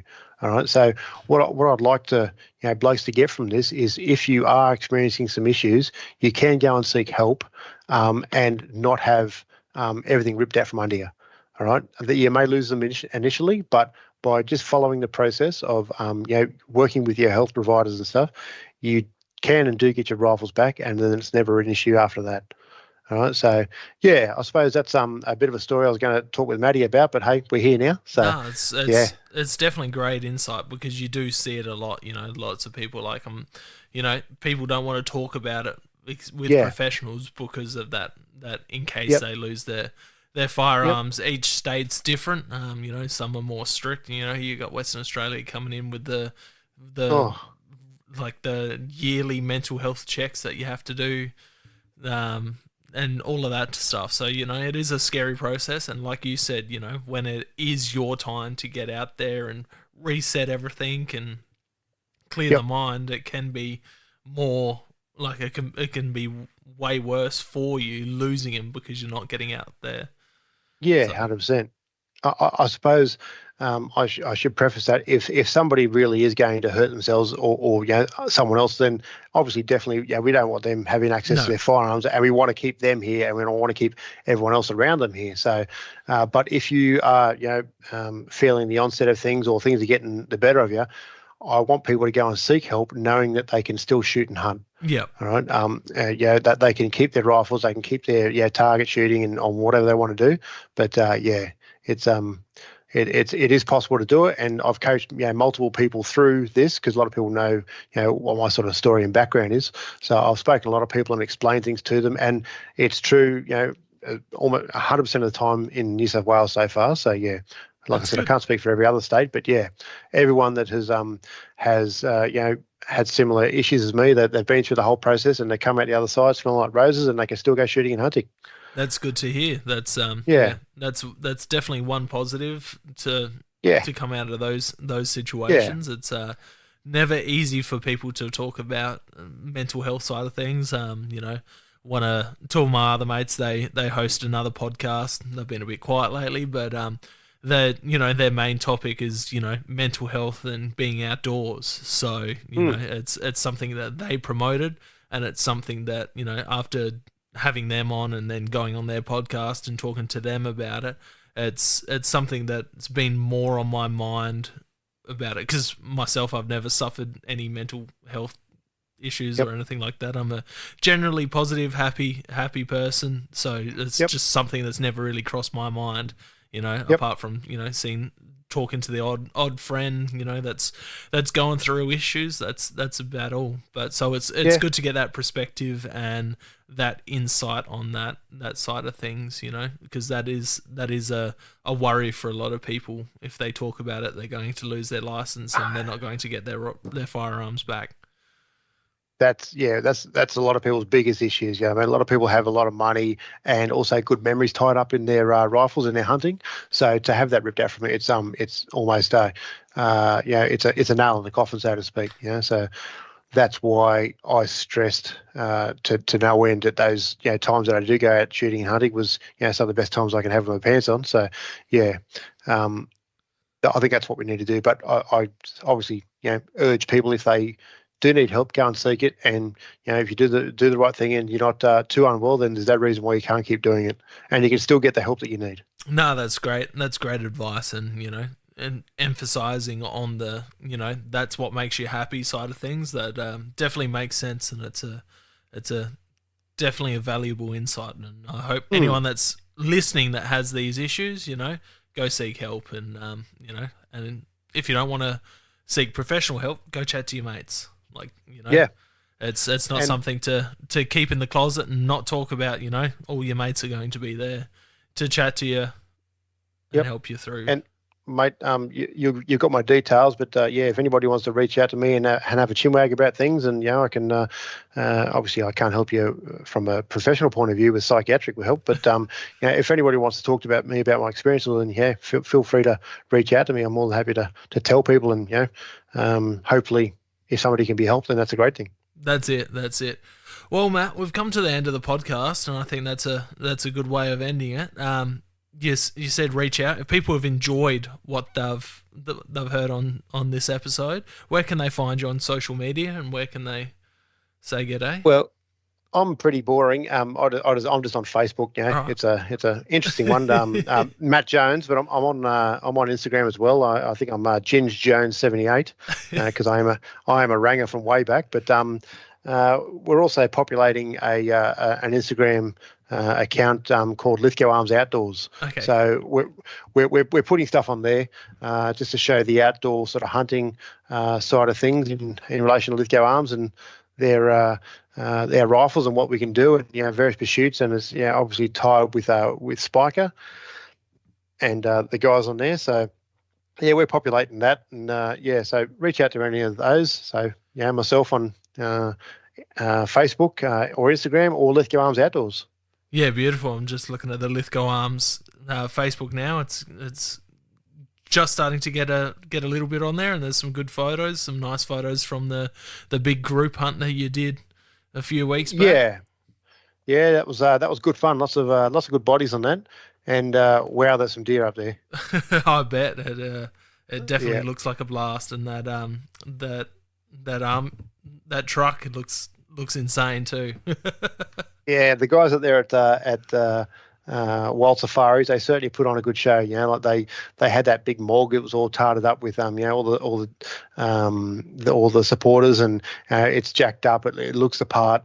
The property we all went to was just amazing. You know, the facilities and the property itself with beautiful undulating hills and plenty of terrain to stalk around in. It was just amazing. And awesome. There was plenty of beautiful animals out there, lots of pigs and foxes and deer, and you didn't have to go too far to find a nice looking buck. And it was great to hear him croaking. It was amazing. The one good fella I got, we probably heard him from probably about 1.5 km away, and we stalked all the way in, around mobs of does and roos and stuff. We narrowed him down to a gully, and we saw a bunch of does, and I sat there in glass for a while, and then I saw him come out from behind some trees, and then he stepped out and dropped a hammer on him. So it turned out bloody well. How good! That sounds amazing, and those group hunts, with a good bunch of people, make it so much more memorable as well. So that's awesome fun. Yeah, Brady Meldrum was certainly a character around the fire, that's for sure. he's not just a character around the fire; he's a character anywhere, that's for sure. But yeah, mate, cheers, Brett, for teeing this up. Yeah, mate, good on you, Brett. I'll catch up with you shortly, mate. But Zach, mate, good to talk to you. Yeah, likewise, mate. Thank you very much for coming on. I've enjoyed the conversation, and I bet everyone else will as well. So thank you very much for coming on. And we'll have to catch up in person for a beer when I'm on that side of the country. 100%. Easy, mate. Thank you very much. Have a good night. Good on you. Thank you for joining us on another episode of Hunting Connection Podcast. We hope you've enjoyed our discussions and gained valuable insights into the world of hunting, fishing, and the outdoors. To stay connected with us and never miss out on an update, please be sure to follow us on social media, all at Hunting Connection Podcast. We appreciate your support and would love for you to share the podcast with your friends and family. Don't forget to tag us in your hunting photos on social media and let us know about your experiences. Your feedback is invaluable to us, so please take a moment to subscribe, rate, and review the podcast. Together, we continue growing and delivering more captivating episodes for all hunting enthusiasts. Stay connected, stay informed, and keep pursuing your passion for the hunt. Until next time, happy hunting.